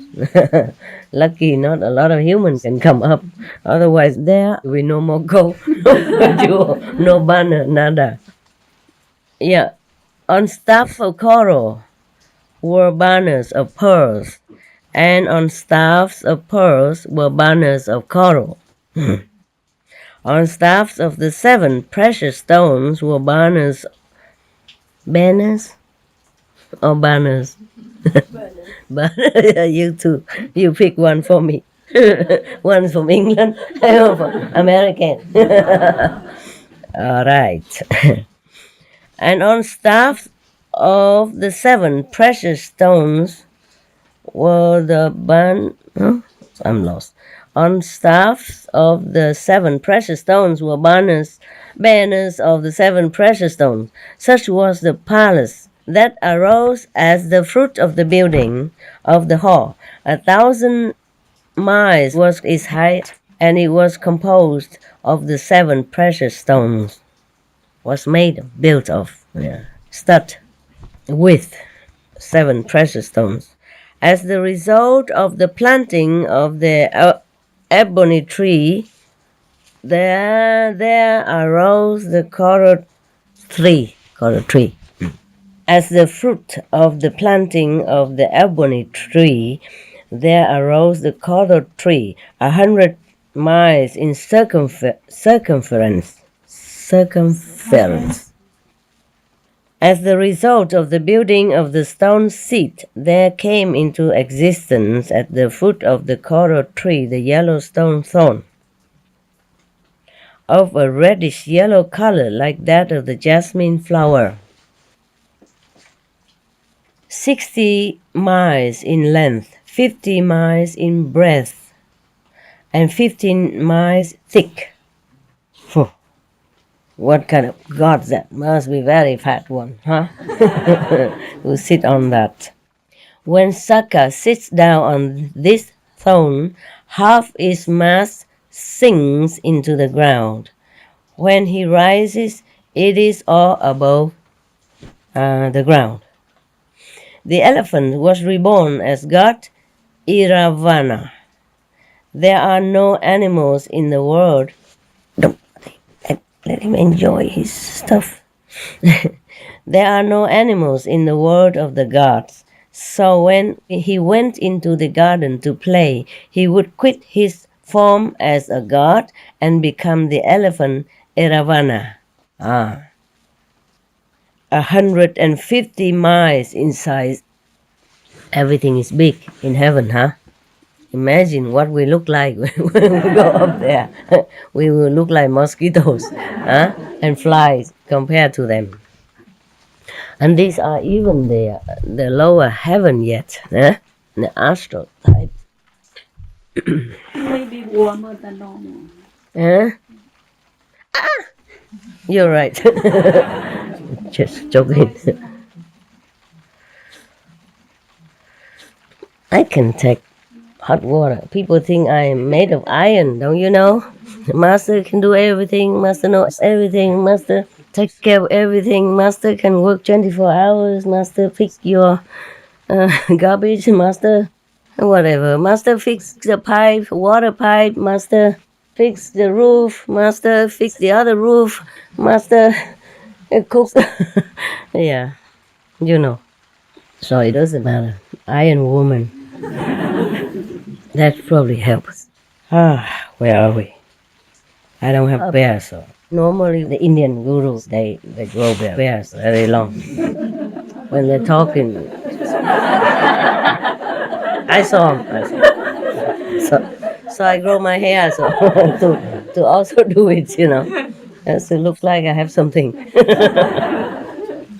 hair is hair, you know. I mean, it doesn't matter where it grows, right? I have some, and long. Yeah, and golden also, you know, like the old wise person. All right, so, you know, right? Yeah. Even that didn't wake him up. Very good. He is enjoying, so it's okay. You enjoy yours, he enjoy his, huh? Don't be jealous, huh? He's probably gone up to this kind of heaven. Yeah. For the 33 youths, Eravana created 33 vessels, each 2 or 3 quarters of a mile round. You know. In the center of all, Eravana created for Sakka a vessel called Beautiful. It was 30 miles in circumference, and above it was a canopy. There arose banners a mile in length, made entirely of the 7 precious stones. And from the lower edge of each banner depended a row of tinkling bells. You don't have to turn the camera away, people still can hear. And who would be coughing in the microphone if it's not your master right now?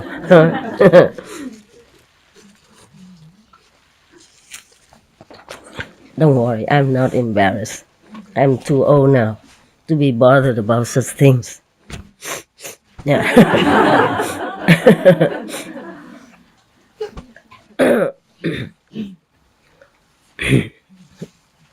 Right.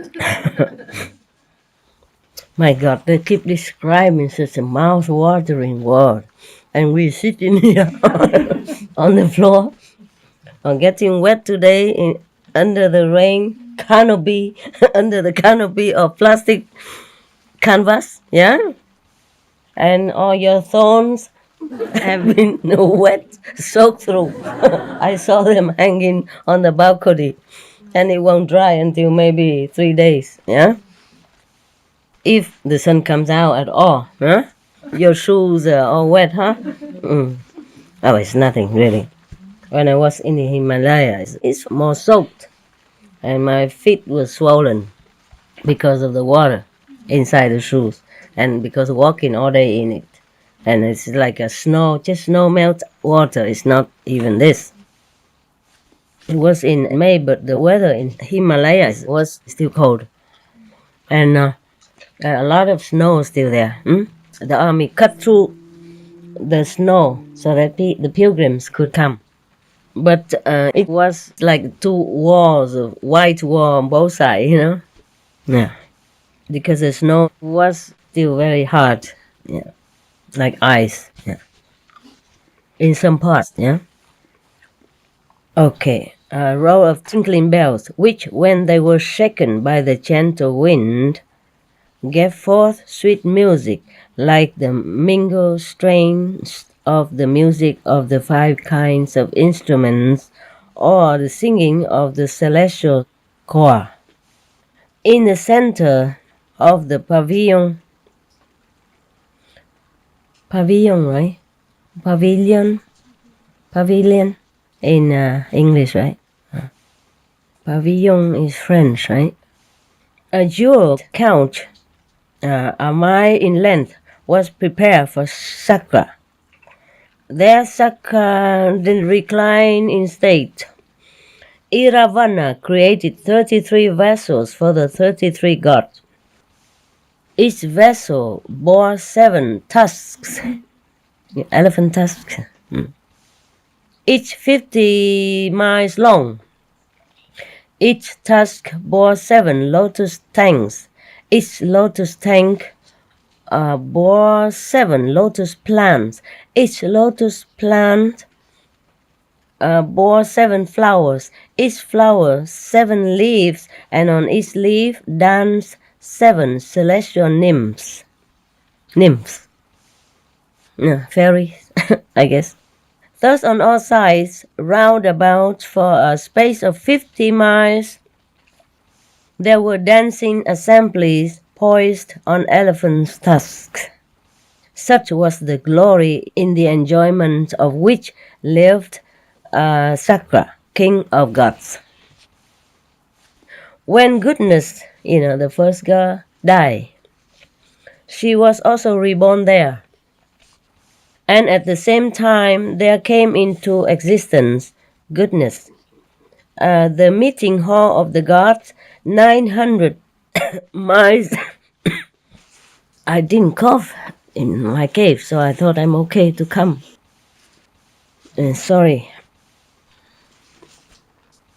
Probably after talking, and maybe dry air or something here, and it irritates the throat. Where are we now again? My God. I keep interrupting myself with joke or with a cough. And you probably wonder when will I finish the story ever. You want me to finish quick? Okay, Saka survived his wife and condensed within himself. I've been born and okay, finish. You want that? No? Okay. Okay, you are the boss. The guest or the boss. They say so in India. Keep interrupting myself with joke or with a cough. And you probably wonder when will I finish the story ever. You want me to finish quick? Okay, Saka survived his wife and condensed within himself. I've been born and okay, finish. You want that? No? Okay. Okay, you are the boss. The guest or the boss.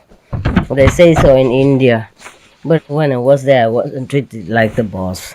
No, I work for whatever ashram I went to. I just like to. Everybody loved me, including the guru and his wife and all his drivers. They always tried to come and hug me, and I always tried to run away.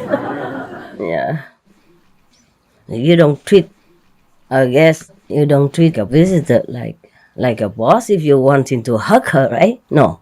So that's not a treatment of a boss. Okay. So I wasn't a boss in India. I'm not complaining. I'm just telling you. 900 miles in extent, the meeting hall of the gods.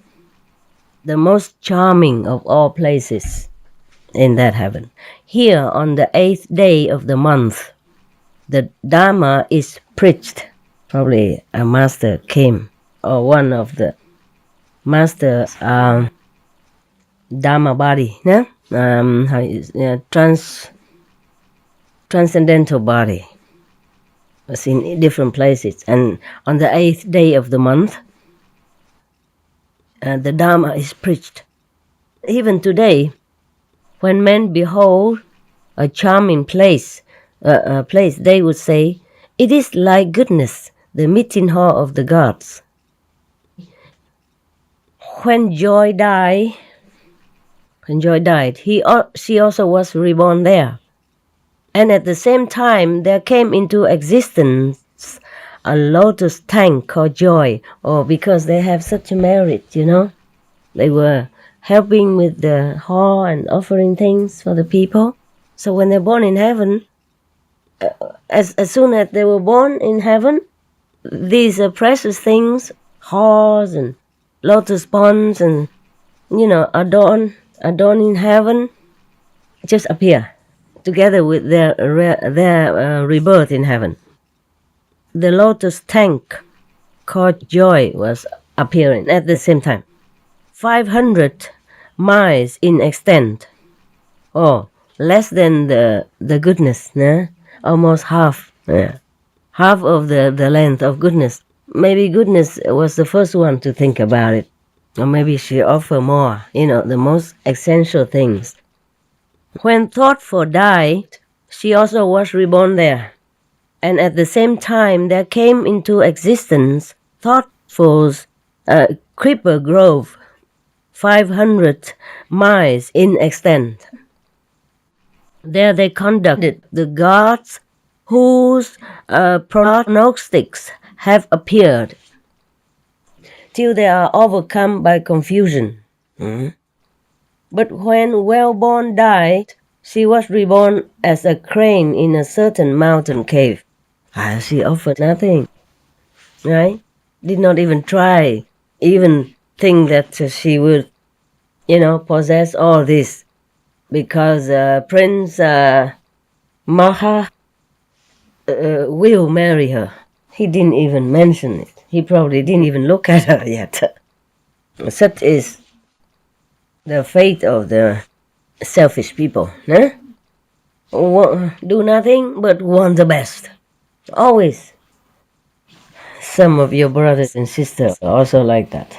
So sometimes I had to use a different method. Because all these years of sweet teaching, you have to be selfless, you have to help one another, you have to think of others more than yourself.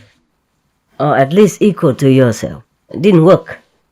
So sometimes I have to use a different method. I have to invite them to go home. After, so many decades still stamping the feet over there, then it's no good. Either go home or just leave. See what I mean? There's no need to keep taking precious space in my golden house. Actually, this is more precious than in the golden garden of the Buddha, Why? Because it's too small. Every inch counts. You see, always I have to invite, okay, there are 3 places here, 1 place there. Understand? Extra, so you can come here. You sit here. Otherwise, you sit in other rooms, for example, or sit outside. If it's not raining, of course. I was so worried. But I thought last night we made a lecture. Stretch your leg out. I will, too. A sample. Just stretch. Stretch it out. Relax, okay? Because I'm going to make joke and and cough and sneeze and laugh and wait for you to finish laughing. Then the story will last forever. Stretch yourself out if you feel, uncomfy. You're supposed to relax here in your house, okay? I said it's my house, but it's your house. I don't know wherever my house remain my house. How many houses I have all become yours, So I quit calling it my house. I quit living in here because I know sooner or later it will be occupied by disciples. Yeah, you're right. How you know? How can she guess? All right. You see, that's how the story keeps landing.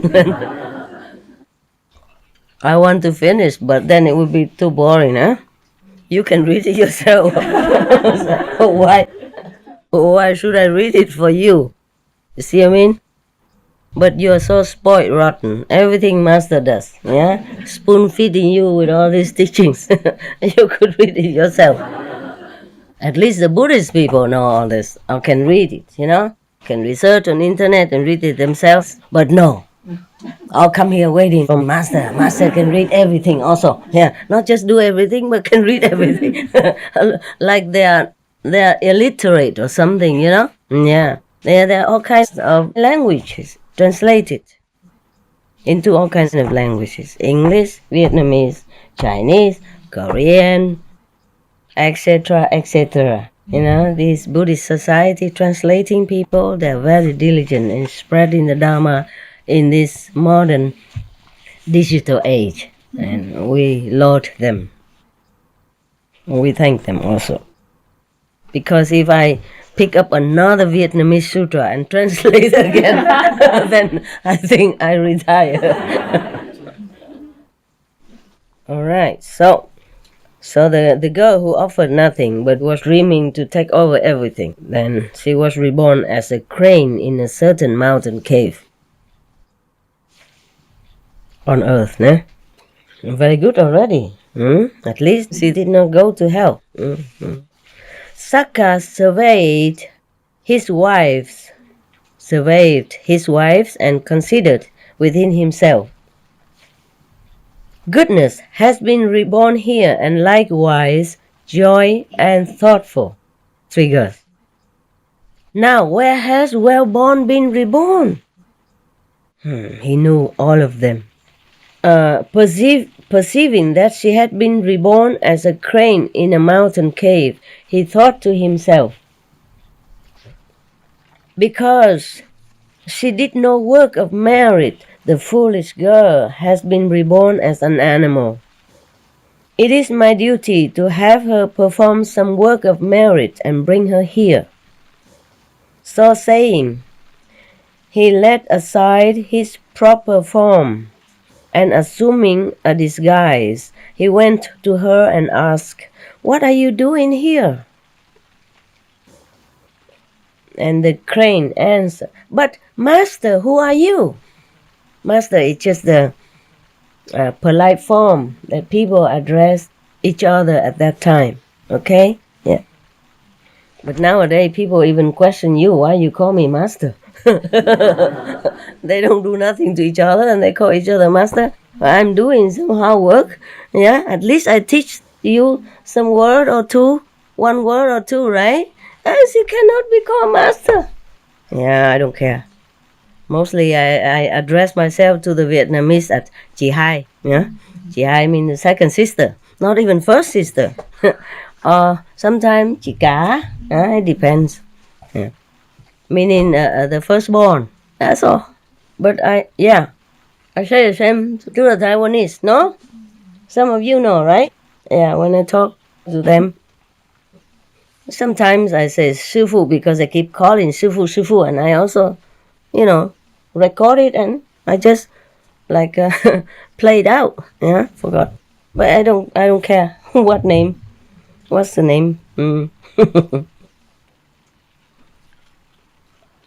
So she said, "But master, who are you?" He said, "I'm Magha, your husband." So he has 4 wives, né? So the 4th one is absent in heaven. That's why he went and looked for her. Good husband, huh? Where were you reborn, husband? She asked. I was reborn in the heaven of the 33. Do you know where your companions were reborn? Meaning the other girls? I don't like to appear in the public because I have to wear a lot of clothes and cover myself. But at least here I feel a little bit more relaxed. I just wear what I normally wear in a house. I feel like I'm at home. I don't have to worry that much. But still, we women need a lot of time to wear this and that and stuff. Men, they could just sit here just with the shorts and nobody says anything. Yeah, some masters did that. No, you know that, right? Or in India, though. Oh, no, in America also some masters did that, nah? How convenient, nah? If I do that, what do you think? Even the cameraman would say, "Master, what are you doing?"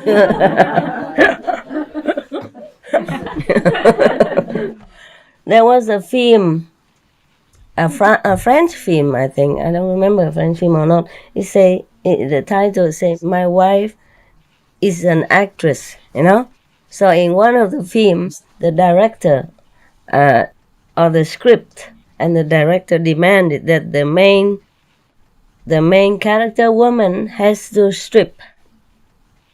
Yeah, she refused.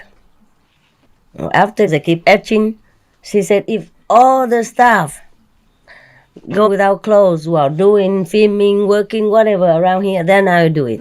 She thought nobody would do it. Everybody did.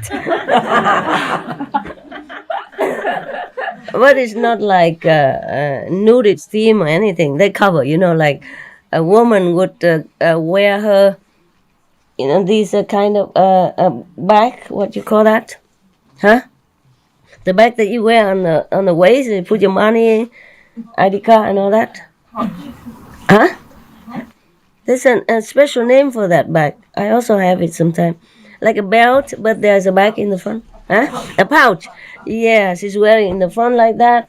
And then she's slinging something around here, equipment, camera. And the man also does similar. So I just saw it's supposed to be done, but nobody saw anything. It's a cheat. You know what I mean? It's funny. So it's like that, no? So it look okay, you know. And they especially film with the angle, that you see nothing. Everybody was going to see that film for something, and then they saw nothing. Just pouch and bells and camera. You know what I mean? Yeah. Hearing stuff that hang all the way down here. A muff, ear muff, hanging. Whatever, yeah? So then, of course, the main actress had to. But it's so funny. It looked funny. Everybody goes slinging things around. That thing, just slinging around. It looked very funny. It's supposed to be a funny film also. It's really funny. Why did I talk about that? Where were we before? Okay, now. So the husband asked, the Saka god asked her, do you know where your companions were reborn? No, husband, I do not. Normally you say, no, darling, or sweetheart. No, husband. But it's just a translation of the old time talk. So the Saka, her husband, said, they were also reborn in the heaven of the 33 as my wives. Heavenly God has wives? Wow. Then it's good. So nobody's scared to go to heaven now. You guys like to go there, huh? Even 4 wives. Cha-cha-cha. The women don't like that. The men do. But I don't know if they're doing anything up there, Probably just the names, the position, huh? All they do? Anybody know? I never check on these things. Probably similar in different ways, yeah? Some sort of mimic from this world, huh? Sensual, heaven. So probably similar. Should you like to see your companions also? So the wife asked, how can I get there? Say, Saka, I will carry you. So placing her in the palm of his hand, I told you how big we look compared to them, huh?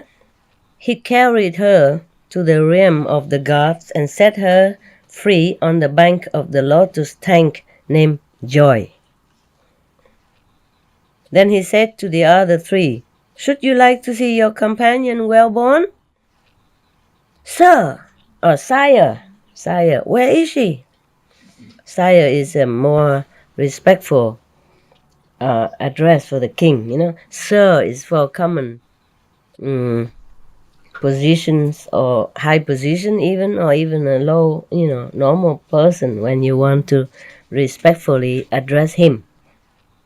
But Sire is a proper address for king, yeah, or prince, high prince. On the bank, she is on the bank of the lotus tank named Joy. Must be lotus pond or translation, It cannot be a tank, is it? Sound like a cement built, It's not. In heaven, it cannot be a tank, right? So the 3 went and looked at her, and they cried out, alas!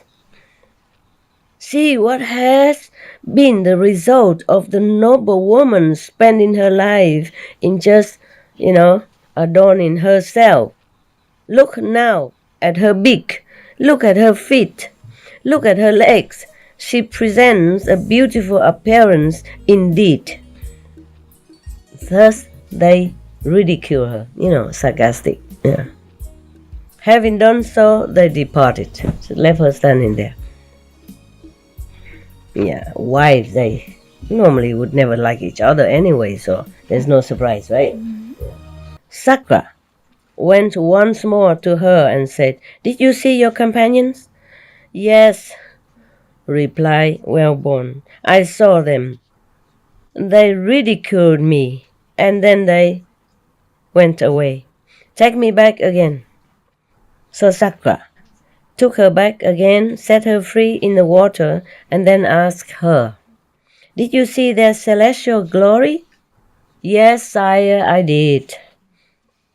She didn't call him husband anymore. She's also sour.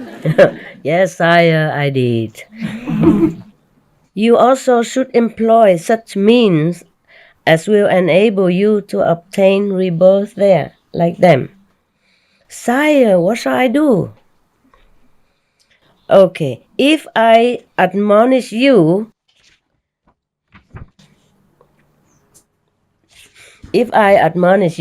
scold you, will you keep my admonition?" Or maybe just advice, yeah. "Yes, sire, I will keep your admonition." So Sakra taught her the 5 precepts. Having done so, he said to her, "Be zealous in keeping the precepts." And then he departed. Just 5 precepts. Thenceforth, she sought after and ate only such fish as had died a natural death. After a few days had passed, Sakra determined to test her. His specialty again.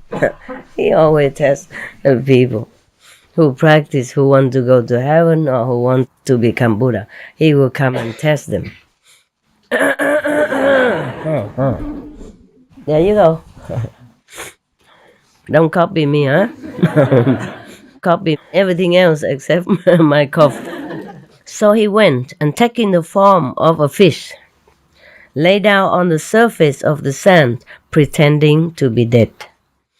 When she saw the fish, thinking that it was dead, she took it in her beak. Just as she was about to swallow the fish, it wriggled its tail. The instant she discovered the fish was alive, she released it in the water. Sakra waited a little while and then lay down before her on his back once more. On his back, and then lay down before her. Okay. He lay on his back in front of her. Again, thinking it was a dead fish, she took it in her beak. But just as he was about to swallow the fish, it moved the tip of his tail. So immediately, she knew it was alive and let it go in the water. When Sakra has thus tested her 3 times, this was not a difficult test compared to the thing he did to the Buddha. No? No, gruesome. But you missed all that. Huh? You probably have to wait until they upload, download, and cut, edit, and do all kind of things before you can see it. Okay, he tested her 3 times, and then he has satisfied himself that she was keeping the precepts faithfully. He revealed his identity to her and said, "I came here for the purpose of testing you. You are keeping the precepts faithfully. If you continue thus faithfully to keep them, before long you will be reborn as one of my wives." Be heedful. Having spoken thus, he departed.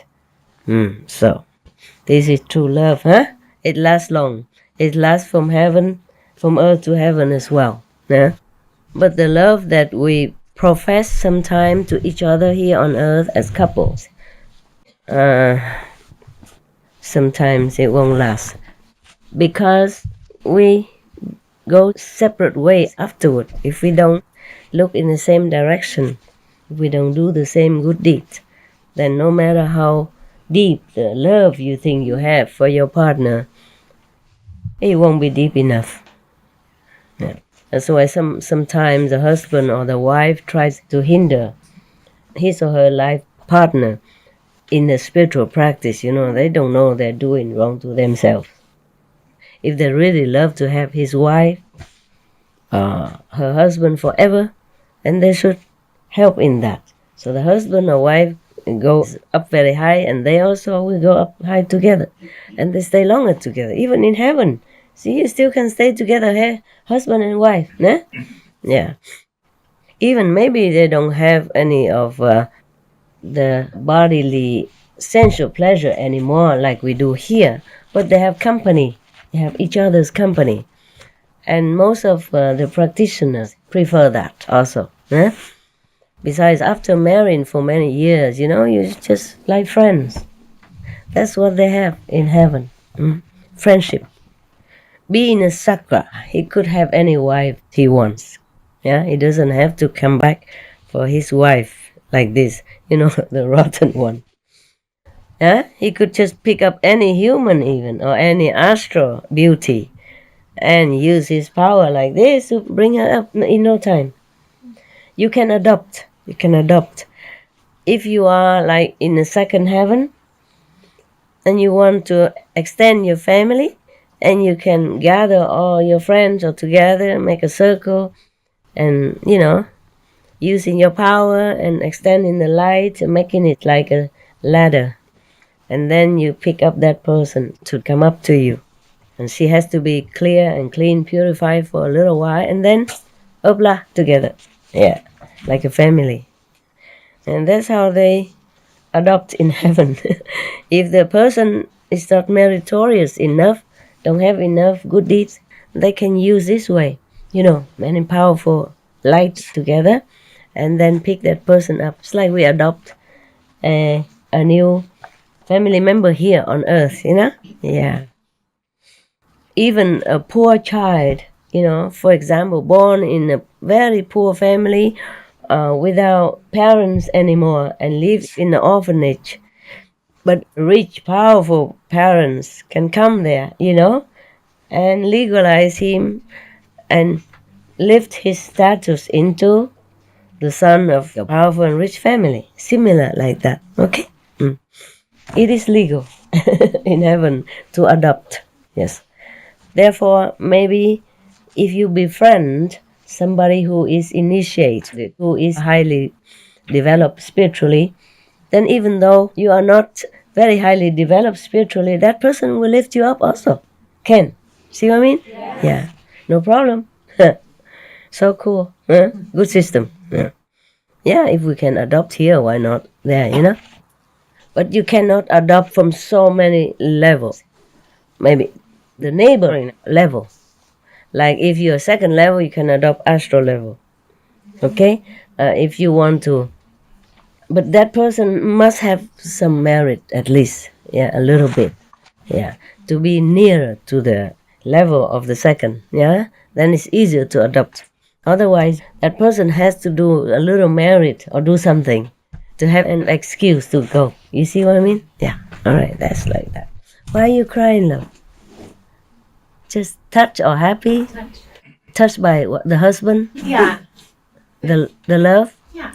Yeah. I guess it's good. Yeah, why not? Some husband really love their wife that much. Yeah, my ex-husband, he kept going to the Himalayas. Not just one time, several times to find me. And chased me several times. Also when I left, when I ran away.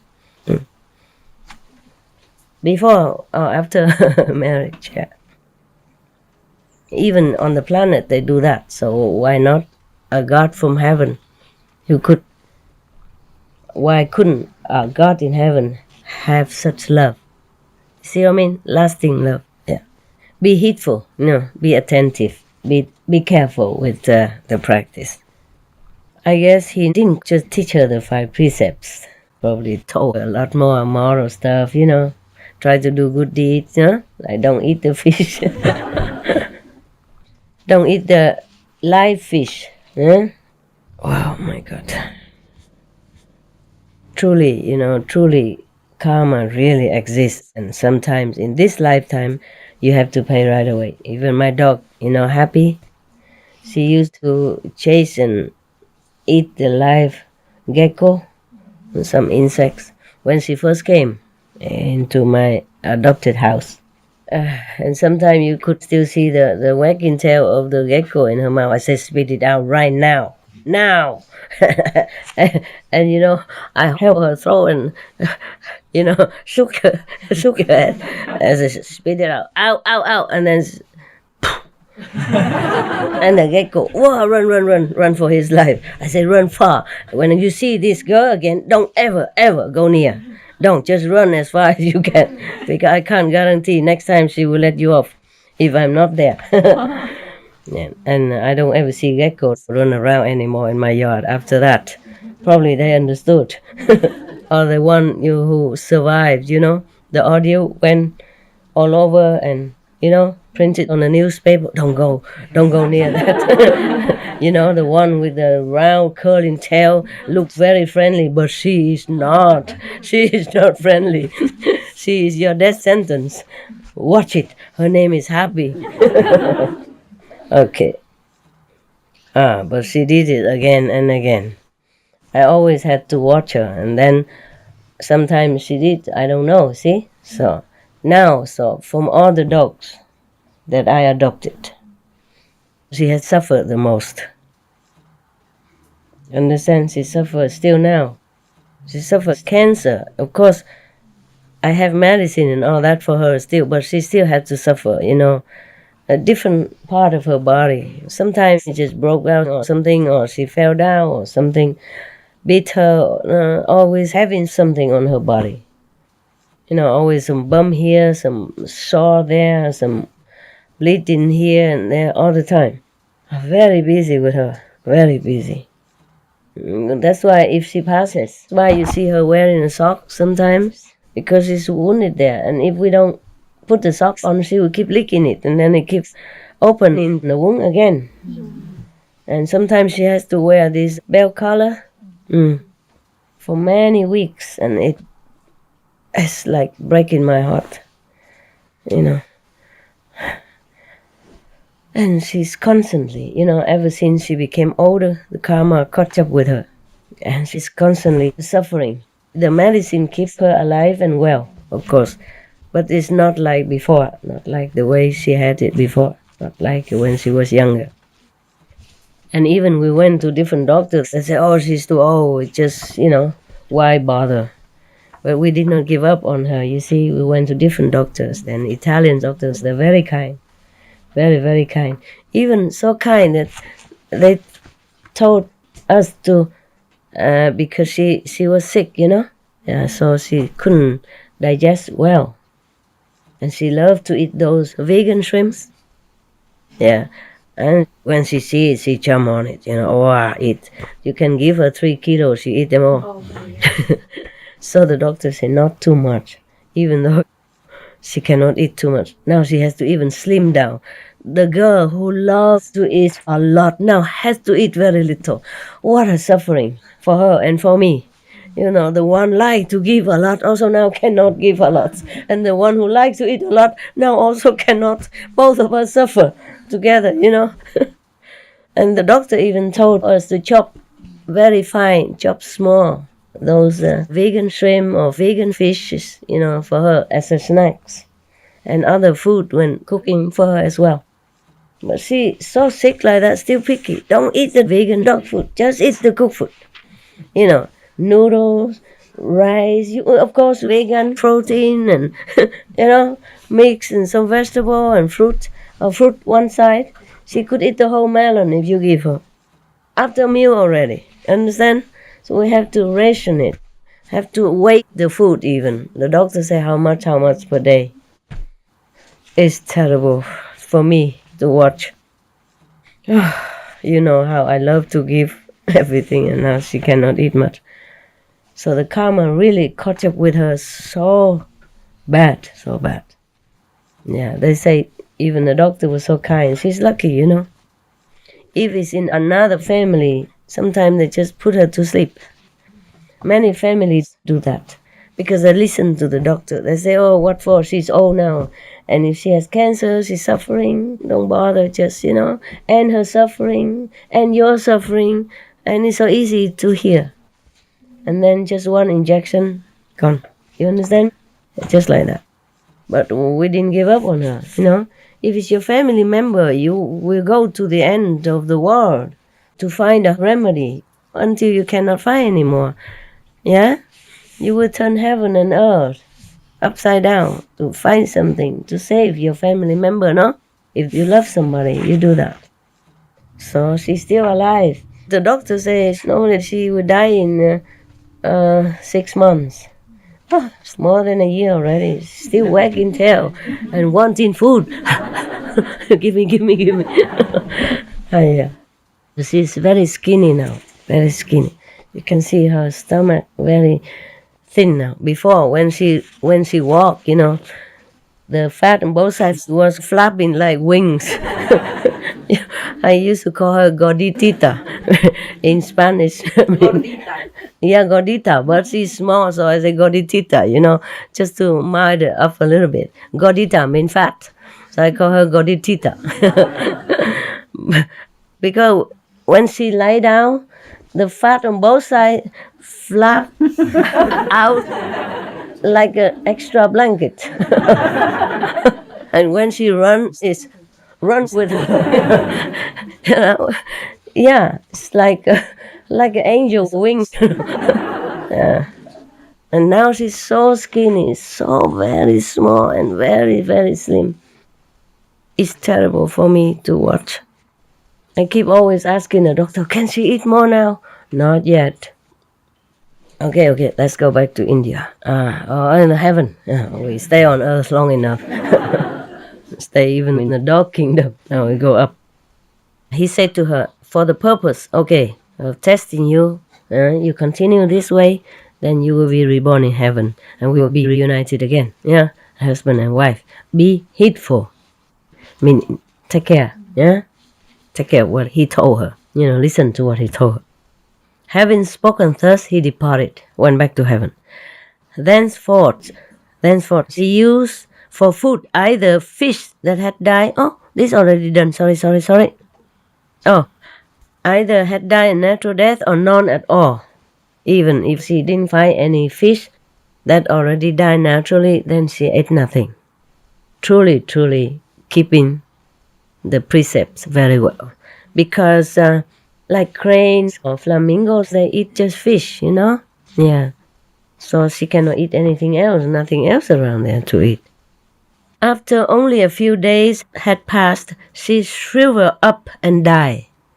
Because she didn't eat that much and sometimes ate nothing, so she died. And solely as the fruit of her virtuous conduct, she was reborn at Benares as the daughter of a potter. She's not gone to heaven yet. Not yet. Not that easy. When she was about 15 or 16 years old, Sakra considered within himself, where has she been reborn? Well, at least not as an animal. Yeah. Perceiving that she had been reborn at Benares as the daughter of a potter, he said to himself, I ought now to go to her. Wow, what a good husband, huh? He had already 3 wives, not like he's lonely or anything, and everybody loves him in heaven, not like he's bored or lack of entertainment or anything. It's a pleasure heaven. Understand? He has anything he wants. But still, such a faithful, devoted, good husband. He went again to look for her. Incredible. Wouldn't you like to have a husband like that, huh? Yeah. But maybe you would stop him. Why? Follow Master Thanh Hải do what? Huh? Eat vegetarian nonsense. Huh? Why? Huh? Meat tastes better. Huh? More energy. Go. Don't follow her. Follow me. Both. And then both go to you know where. Okay. Yeah, some wife, obstructed the husband. Some husband obstructed the wife. That's not the way of love. True love is to let your partner be free, as long as they don't do anything bad or wrong or harming anybody else. Yeah? So you should even learn from their good example and follow that. Follow them. That is true love, nah? Looking in the same direction. If it's a good direction, of course. Nah? Okay. True love is to let your partner be free, as long as they don't do anything bad or wrong or harming anybody else. Yeah? So you should even learn from their good example and follow that. Follow them. That is true love, nah? Looking in the same direction. If it's a good direction, of course, nah? Okay. Following Master Ching Hai is a good direction or bad direction? Good direction. Very wise. One candy for you. Thank you for the bánh chưng. The dogs lapped it all up. And the assistant loved it. I had no chance today. I haven't eaten your food yet. I am so sorry. I forgot to eat. Because in the morning, I was too busy. And then I had to take medicine and was so busy, so cold and hungry. The stomach feels bad after taking medicine, so the food has not arrived yet because everybody was busy today. My assistant was busy nailing and fixing the roof together. So I did not want to ask anything. So I took the couple of pieces of vegan bread and I put some vegan spread on it and just ate that. Yeah, just to calm the stomach. And then after that, bread is swollen inside somehow, and I didn't feel hungry at all until now. I just see, because the dog was, I know he know that the Vietnamese fried sticky rice cake is there, so I came, truly it's there. So I gave some to him and some to the assistant to keep them warm, working in the cold, wet through, even with the raincoats, yeah. I was also running up and down and wet also. Because the path is so small, the umbrella doesn't always pass, And if I try to make the umbrella smaller by reducing it from inside, then all the water shook on me also. Silly woman. So I forgot that I haven't eaten anything until now. I mean, since the morning. Because today everybody's busy, So I thought maybe she's also busy helping everybody. So I didn't want to bother. Yeah, so I thought anything just to calm the stomach and then I can eat later. And then I forgot because I've been working on my roof. I have to clean the house also. And then we jump onto the dog's hut, and etc., etc. And the house is always messy because of rain and there's always something to do. And the dog brings in all these thorns and shake it all over my house again. Because I open the door, let him in and out because it's raining. And then I have to work again. And when you're working, you forget, you forget to eat, yeah. But I will, okay? I share with them these spring rolls, summer rolls, and they ate the sticky cake already. I will eat the rest or some later. Oh, where are we now? But thank you anyway, huh? Thank you. Okay, so filling a cart with the 7 kinds of precious stones and disguising himself as cucumbers. He drove into the city of Benares. How can a cucumber drive himself with a cart full of gold? Probably a cucumber seller or something. I don't know, I have to read on. I haven't read the story. But I just read some before and I knew it's going to be a good story. Not like the other book. I read most of the stories before I read it to you. I choose. Because I read some, they're so gruesome. So I didn't want to take a chance, Therefore, I read most of all the stories I read to you. This, I have not had a chance yet. It's new. And then I was sick, I don't feel like reading much. So I didn't check, but I knew it's going to be a good story because I just read some, I was just turning the pages knowing that it explained to people what kind of precepts you keep and what kind of merit you have and how a charitable deed will bring you a heavenly fruit, heavenly birth, yeah? Etc., etc. So I knew it's going to be a good story, so I didn't have to check it. So I don't know why filling a cart with 7 kinds of precious stones. No. The stones, precious stone disguised as cucumbers. Not him. He drove into the city. Sometimes I didn't write it very clearly, Yeah. He drove into the city of Benares. Come, get cucumbers, he cried loud as he entered the street. But when people came to him with coins in their hands, he said, I do not part with my cucumbers for a price. He said, come get cucumbers when people came to buy it himself. On what terms do you part with them then? They asked. I give them to the woman that keeps the precepts. He replied, Master, what do you mean by precepts? Are they black or brown or some other color? How wise, huh? Imagine people didn't even know what precepts are in that day. Many people still don't know nowadays, huh? Yeah. Sometimes they think they're Christians or they think they're Buddhists, but they don't really keep precepts. Because if you do keep 5 precepts only, then you don't eat animals, because thou shalt not kill, thou shalt not harm others. And if you eat the fish or the animals, that means you're harming them, either directly or indirectly. Because if you don't eat, people don't kill for you. Huh? So he just taught his wife the 5 precepts, and she kept them. So she didn't eat any live fish, you see? Yeah. Now, so the Sakra, in the form of a vendor, said, you don't even know what precepts are? Much less will you keep them. I will give my cucumbers to the woman who keeps the precepts only. Yeah. Master, we know there is a potter's daughter who is always going about saying, I keep the precepts. You will give them to her. Go give them to her. The potter's daughter said to him, very well, master, give them to me. So Sakra pretend he didn't know. He said, who are you? She said, I am a maiden that has never failed to keep the precepts. The moral conducts.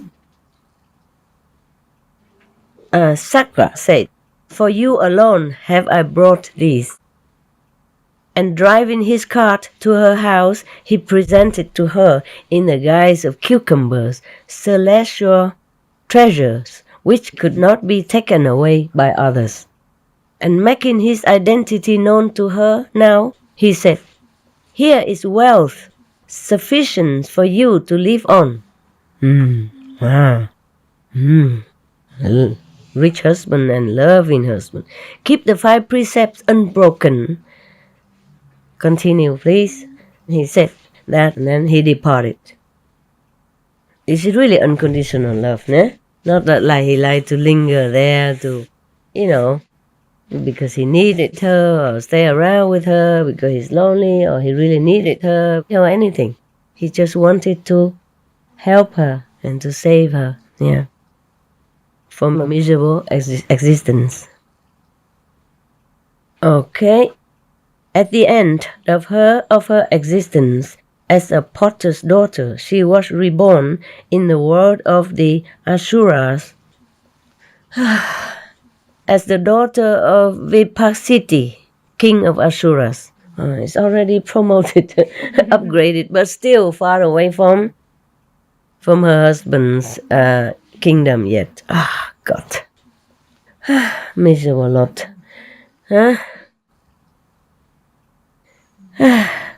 But the king of Asuras, Vipasiti, was the bitter enemy of her husband Sakra.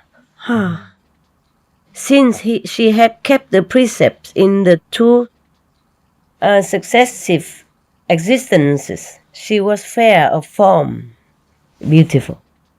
Her skin was of a golden color, and she was endowed with beauty and comeliness, the like of which had never been seen.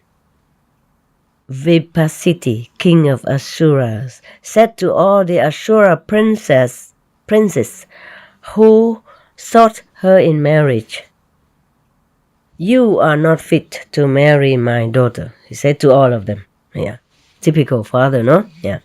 But also she was so beautiful, too beautiful. Having thus refused to give her in marriage to any of the Asura princes. He said, "My daughter shall choose for herself such a husband as she sees fit." Wow, very liberal father, huh?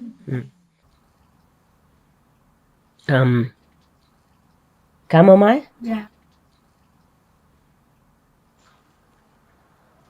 I think 1 or 2 cups a day is enough of this. Otherwise, you will have a loose stomach. Understand that? But it's good to cleanse up. It's okay. But it won't last forever. It probably cleans up every bad thing and flushes it out. But if you need to work, then be careful. Okay?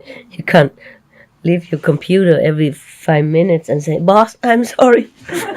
Don't know what's wrong with me today." If you drink every day, then you could drink probably gradually a lot more until you use it. But if you drink only now and then for some health reason, then be careful, huh? All right. So saying, he assembled the host of Asuras. You know Asuras word? Huh? The first word? Yeah? The one without shadow?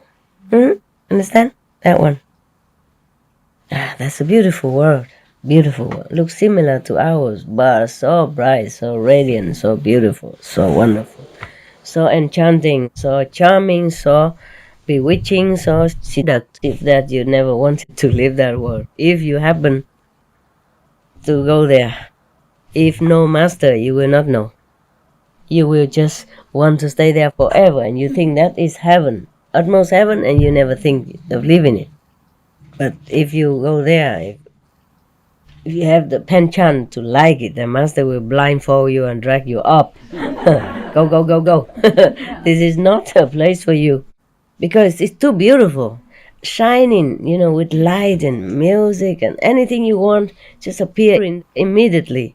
Imagine here we have to work for every little drop of water that we take even, huh?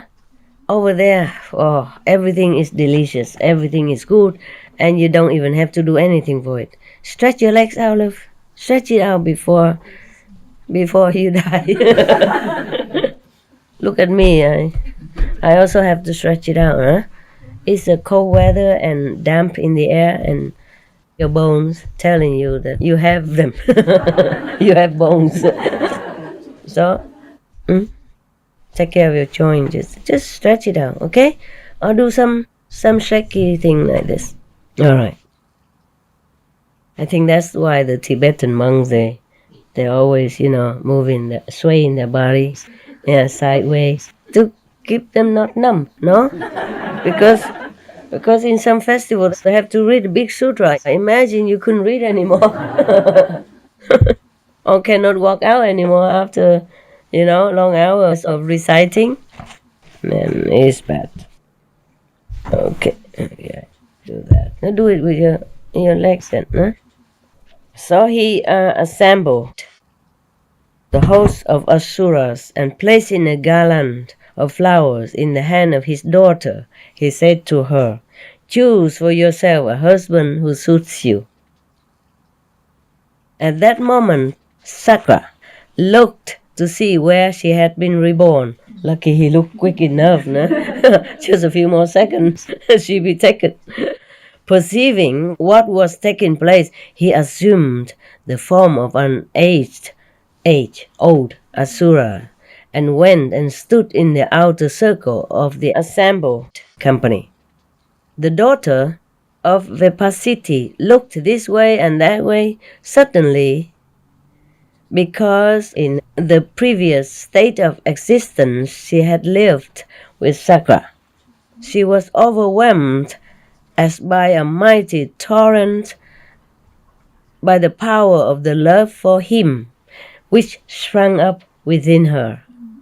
And crying out, "He is my husband!" The old wretch, old Sakra, the old Asura, And she threw the garland of flowers over his head. This old Asura, Sakra, these guys.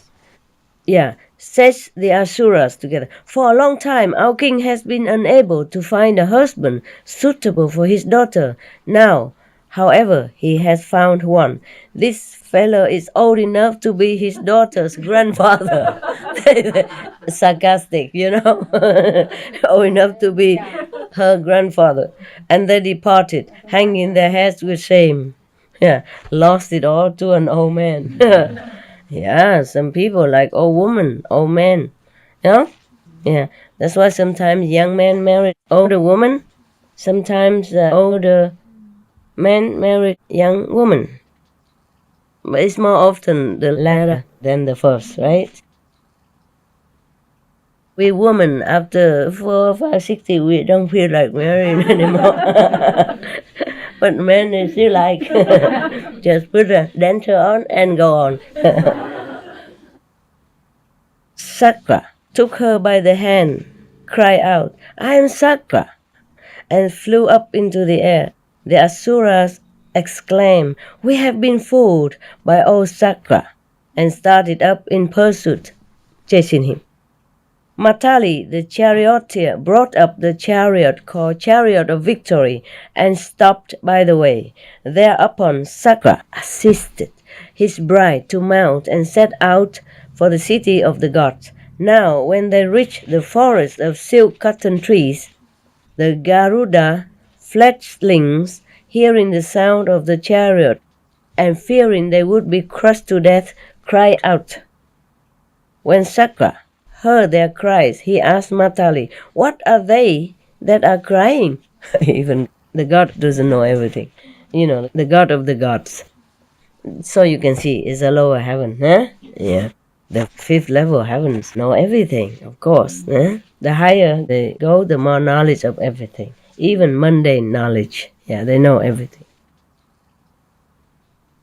If they want to know, huh? Sometimes they don't want to. What is there here that they want to know? Tell me. Is something worthy of for their ears? To busy their ears with? No. Is something worthy for their nose to smell? Huh? For their eyes to see? Huh? No. Yeah, an old woman sitting here with her feet on the table, wagging her toes and talking nonsense. And the whole assembly also laughing at nonsense. Yeah, nothing much. The best is like this already, imagine. Imagine the rest. How would he like to see anything? No, I'm just joking. The gods are listening. Whenever we have a lecturing or assembly like this, they always come around. Yeah, they love very much. They love this kind of talk. More than humans. They appreciate it more because they truly understand the power of the spoken words of the sutra and of whoever respectfully recite it. Yeah, not necessarily even a high master.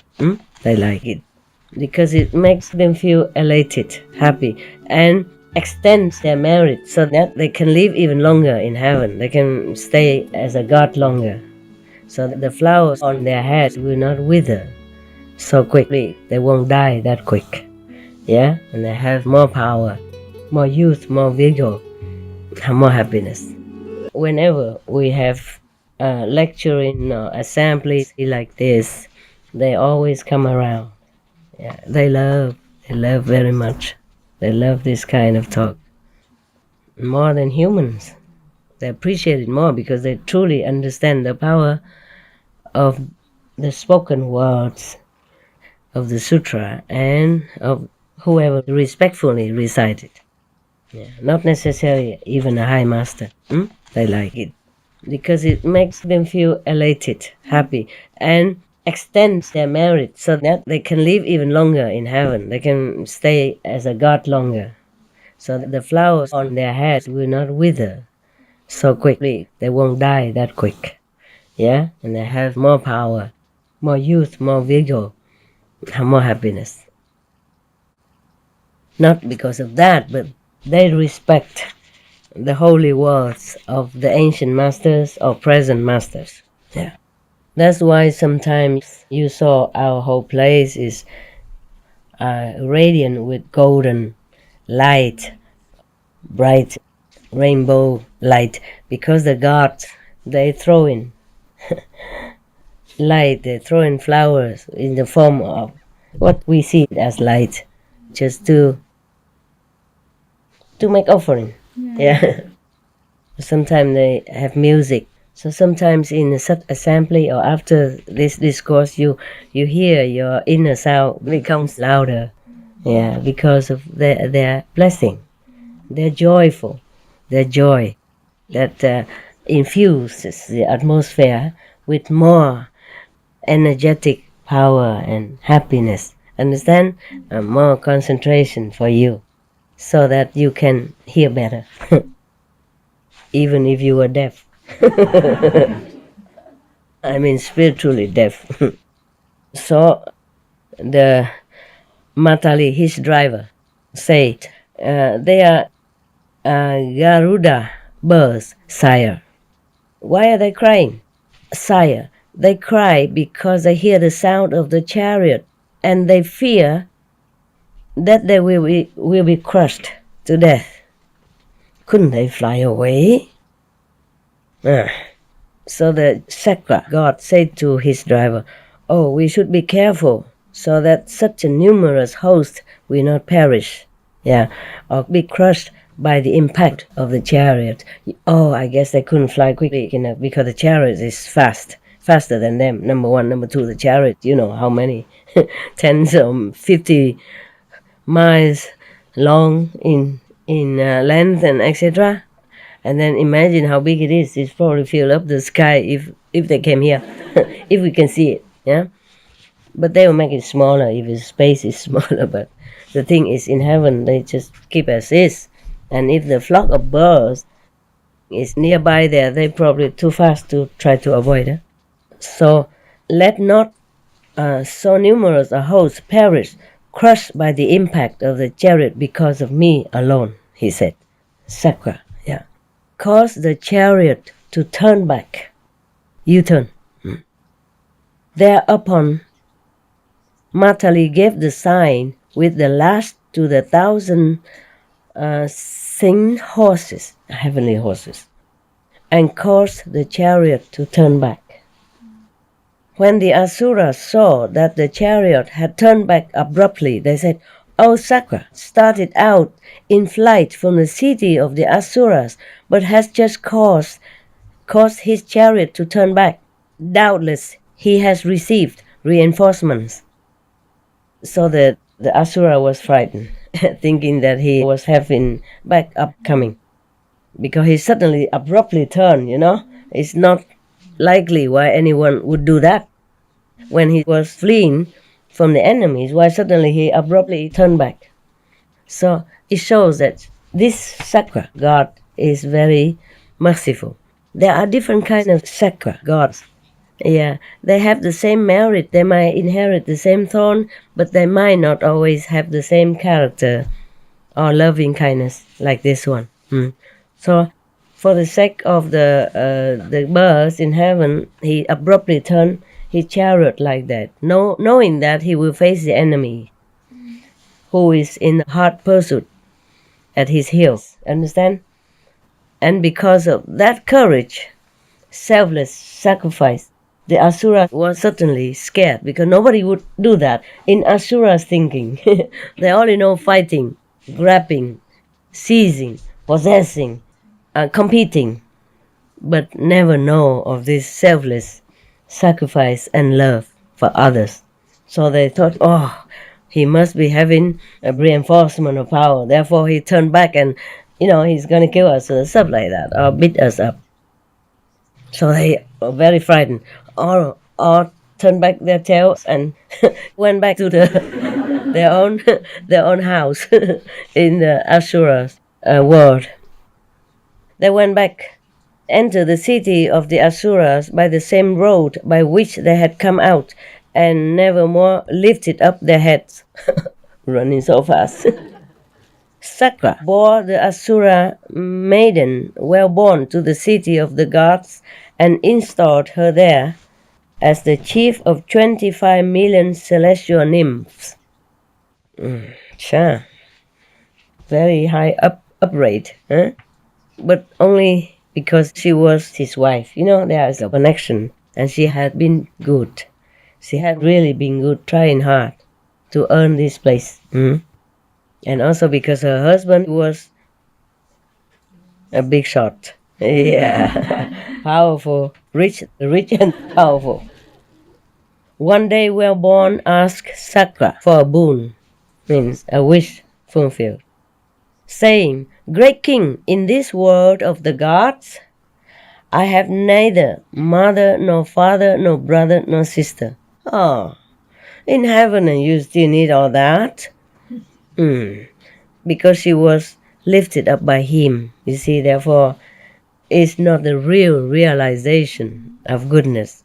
Thus, she probably still thought of mundane stuff. So it sounds familiar to me. People come, to retreat, but, yeah? Oh, okay, you know already, so I don't tell you. It's also familiar to some of you, huh? You know what I mean. All right. Please, therefore, take me with you wherever you go. Good excuse to cling to the husband. Yeah. Very well, replied Sakra, promising to do for her as she had asked.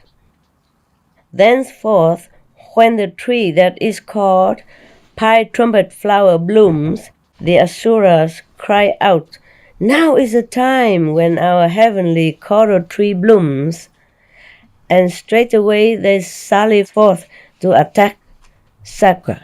Therefore Sakra posted a guard to defend the Nagas in the sea below, and likewise afforded protection to the Supanas and the Kumbhandas and the Yakshas, and likewise to the 4 great kings.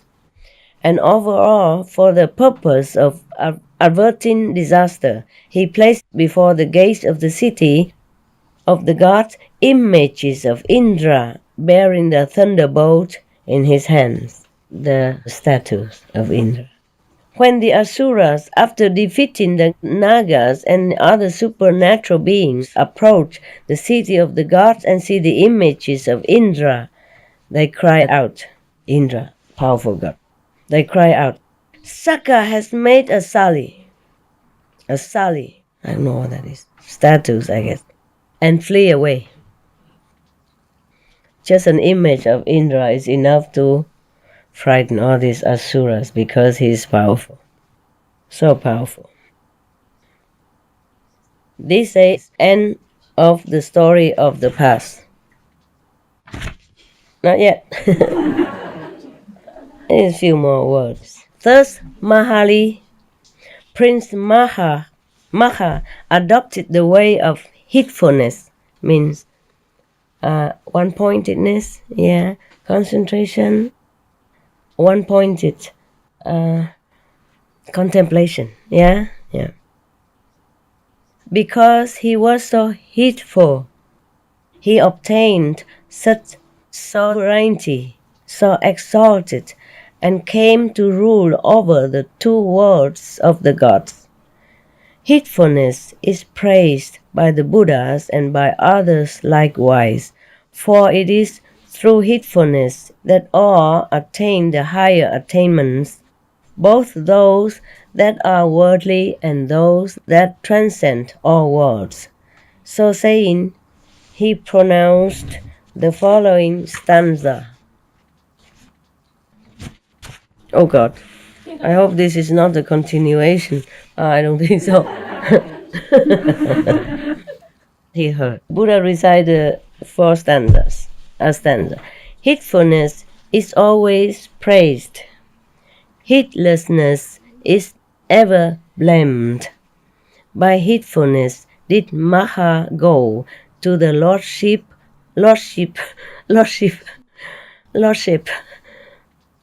of the gods. I almost read like lost sheep. I mean, it's always similar, and I'm tired also. Okay, it's the end. I mean, whatever, if it's not the end, I end it here. We should really thank the past masters, monks and nuns and scholars who have taken time to record the Buddha's teaching after the master's nirvana, and also for the past and present persons, lay or monks or nuns who have really dedicated themselves, sacrificed their time and precious health or under any difficult situation to translate this so that I can read it to you. We have to thank them. And may they be blessed forever by all the Buddhas, past, present, and future. May their merit be immense. May they be liberated forever. Thank you. Okay. Very good. Yeah. Any questions? Any questions? About any questions? About anything? I mean, spiritual things? No, thank you. I know you don't have any. Thank you very much. I love that. No question is good question. Like no news is good news, right? Yes. Okay, I'm going, huh? I love you. We maybe meditate for a few minutes and then I go and eat the food. Otherwise, she feels sad. She's been spending early morning cooking for me. And if I don't eat. The other day, you cooked for me early because I asked, remember? Because I didn't eat very well for a few days. So I thought if I eat hot food, because you told me, Master, you don't know. If you eat hot food, it tastes better. You don't always leave and eat cold all day like this. So I thought, okay, maybe she's right. Today I asked her to cook and I will eat right away. And I was waiting for the attendant. And I was asking her, is the food ready yet? After 10 minutes, I asked. She said, not yet. And I said, okay, never mind. Never mind. And I didn't even know. And when I woke up, it's many hours past already, and the food's gone cold again. Sorry. I did try. I did listen to your advice, and I did try. But just waiting for 10-15 minutes, I collapsed meanwhile. I didn't know anything, truly. So I ate cold again. So maybe it's just my destiny to eat cold. Even if I try, I can't. All right, huh? Yeah. But I told you make it simple. Yes. But you always... No, you make more than what I asked. I say just some spring roll and don't even need salad because I have some salad left over. No, you made bigger bowl of salad. New.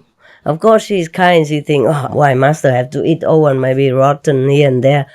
So she made a new salad. And by the way, just a little more fried sticky rice, it won't hurt her. And by the way, just a little more soup, it won't hurt her either. And by the way, Actually, I make it in 10 minutes, but she had to wait for something else. Oh, yeah? Yeah. Okay, I don't know, more or less. And then, this is the thing. Yeah, this is my destiny, I told you. Nhiều khi đi nó cũng hơi không ổn nha. Để nằm xuống là luôn rồi á. Không sao đâu, chết chóc gì đâu. Đâu mà có phước báo lớn như chết lẹ vậy, hiểu chưa? Thôi quý vị. Thôi, I go nha. You meditate, okay? I will meditate, okay? I need to go take something for the stomach. I feel sour. Cảm ơn quý vị nha. Cảm ơn mấy doctor, mấy bà bác sĩ.